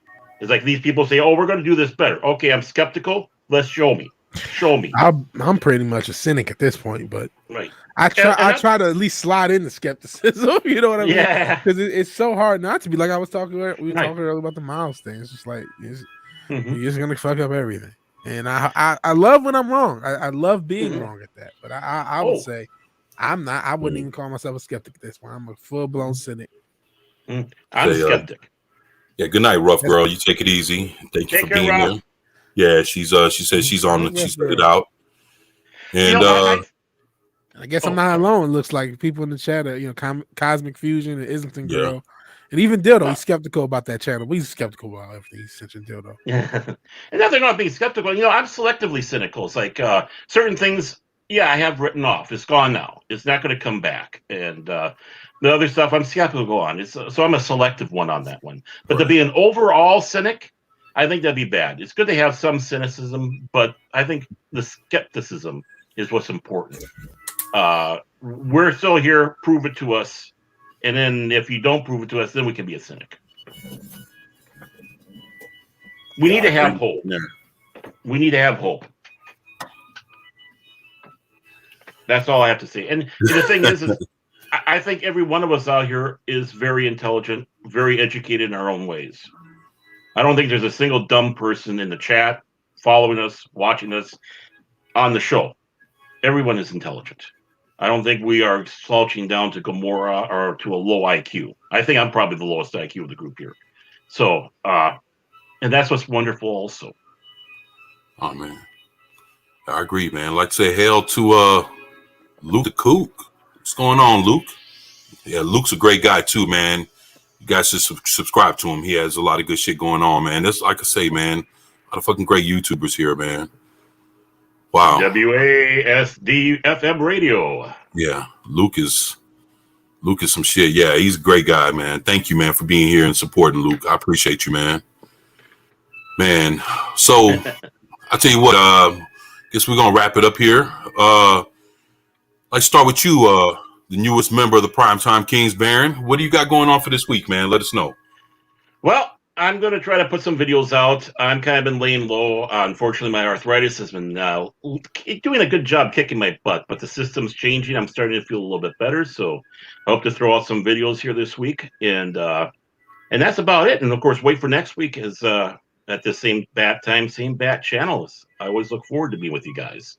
So yeah, man, working. There you go. Yeah, I'm actually looking forward to doing this again next Sunday. So I'm very excited, man, and I appreciate everybody for being here, man. You guys have showed us a lot of love, man, and dude, I'm just thankful, man, to have every last one of y'all here, and the mods, Pat S, doing a great job, and everybody else in between, man, that's helping out, along with Cosmic Fusion, and man, you guys are fucking awesome, man. I appreciate y'all, man, and shit, what do you got going on this week, Vigilante?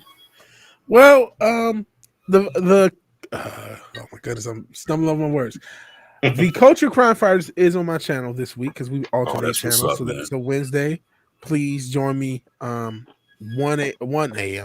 p.m. Central, noon Central, 1 p.m. Eastern. Yeesh, I'm just fucking up everything. This combined. And honestly, that's kind of a sign. I've been feeling kind of burnt out this past week. Yeah, I saw that. Streams, as I wanted to. I have a backlog that my anonymous assistant, who may or may not be in the chat, y'all know he's in the chat. He's got a lot of videos up, and I gotta put those out. So some videos are going to be put out. Streams though are going to probably be slow. I'm very very fatigued right now. Very fatigued.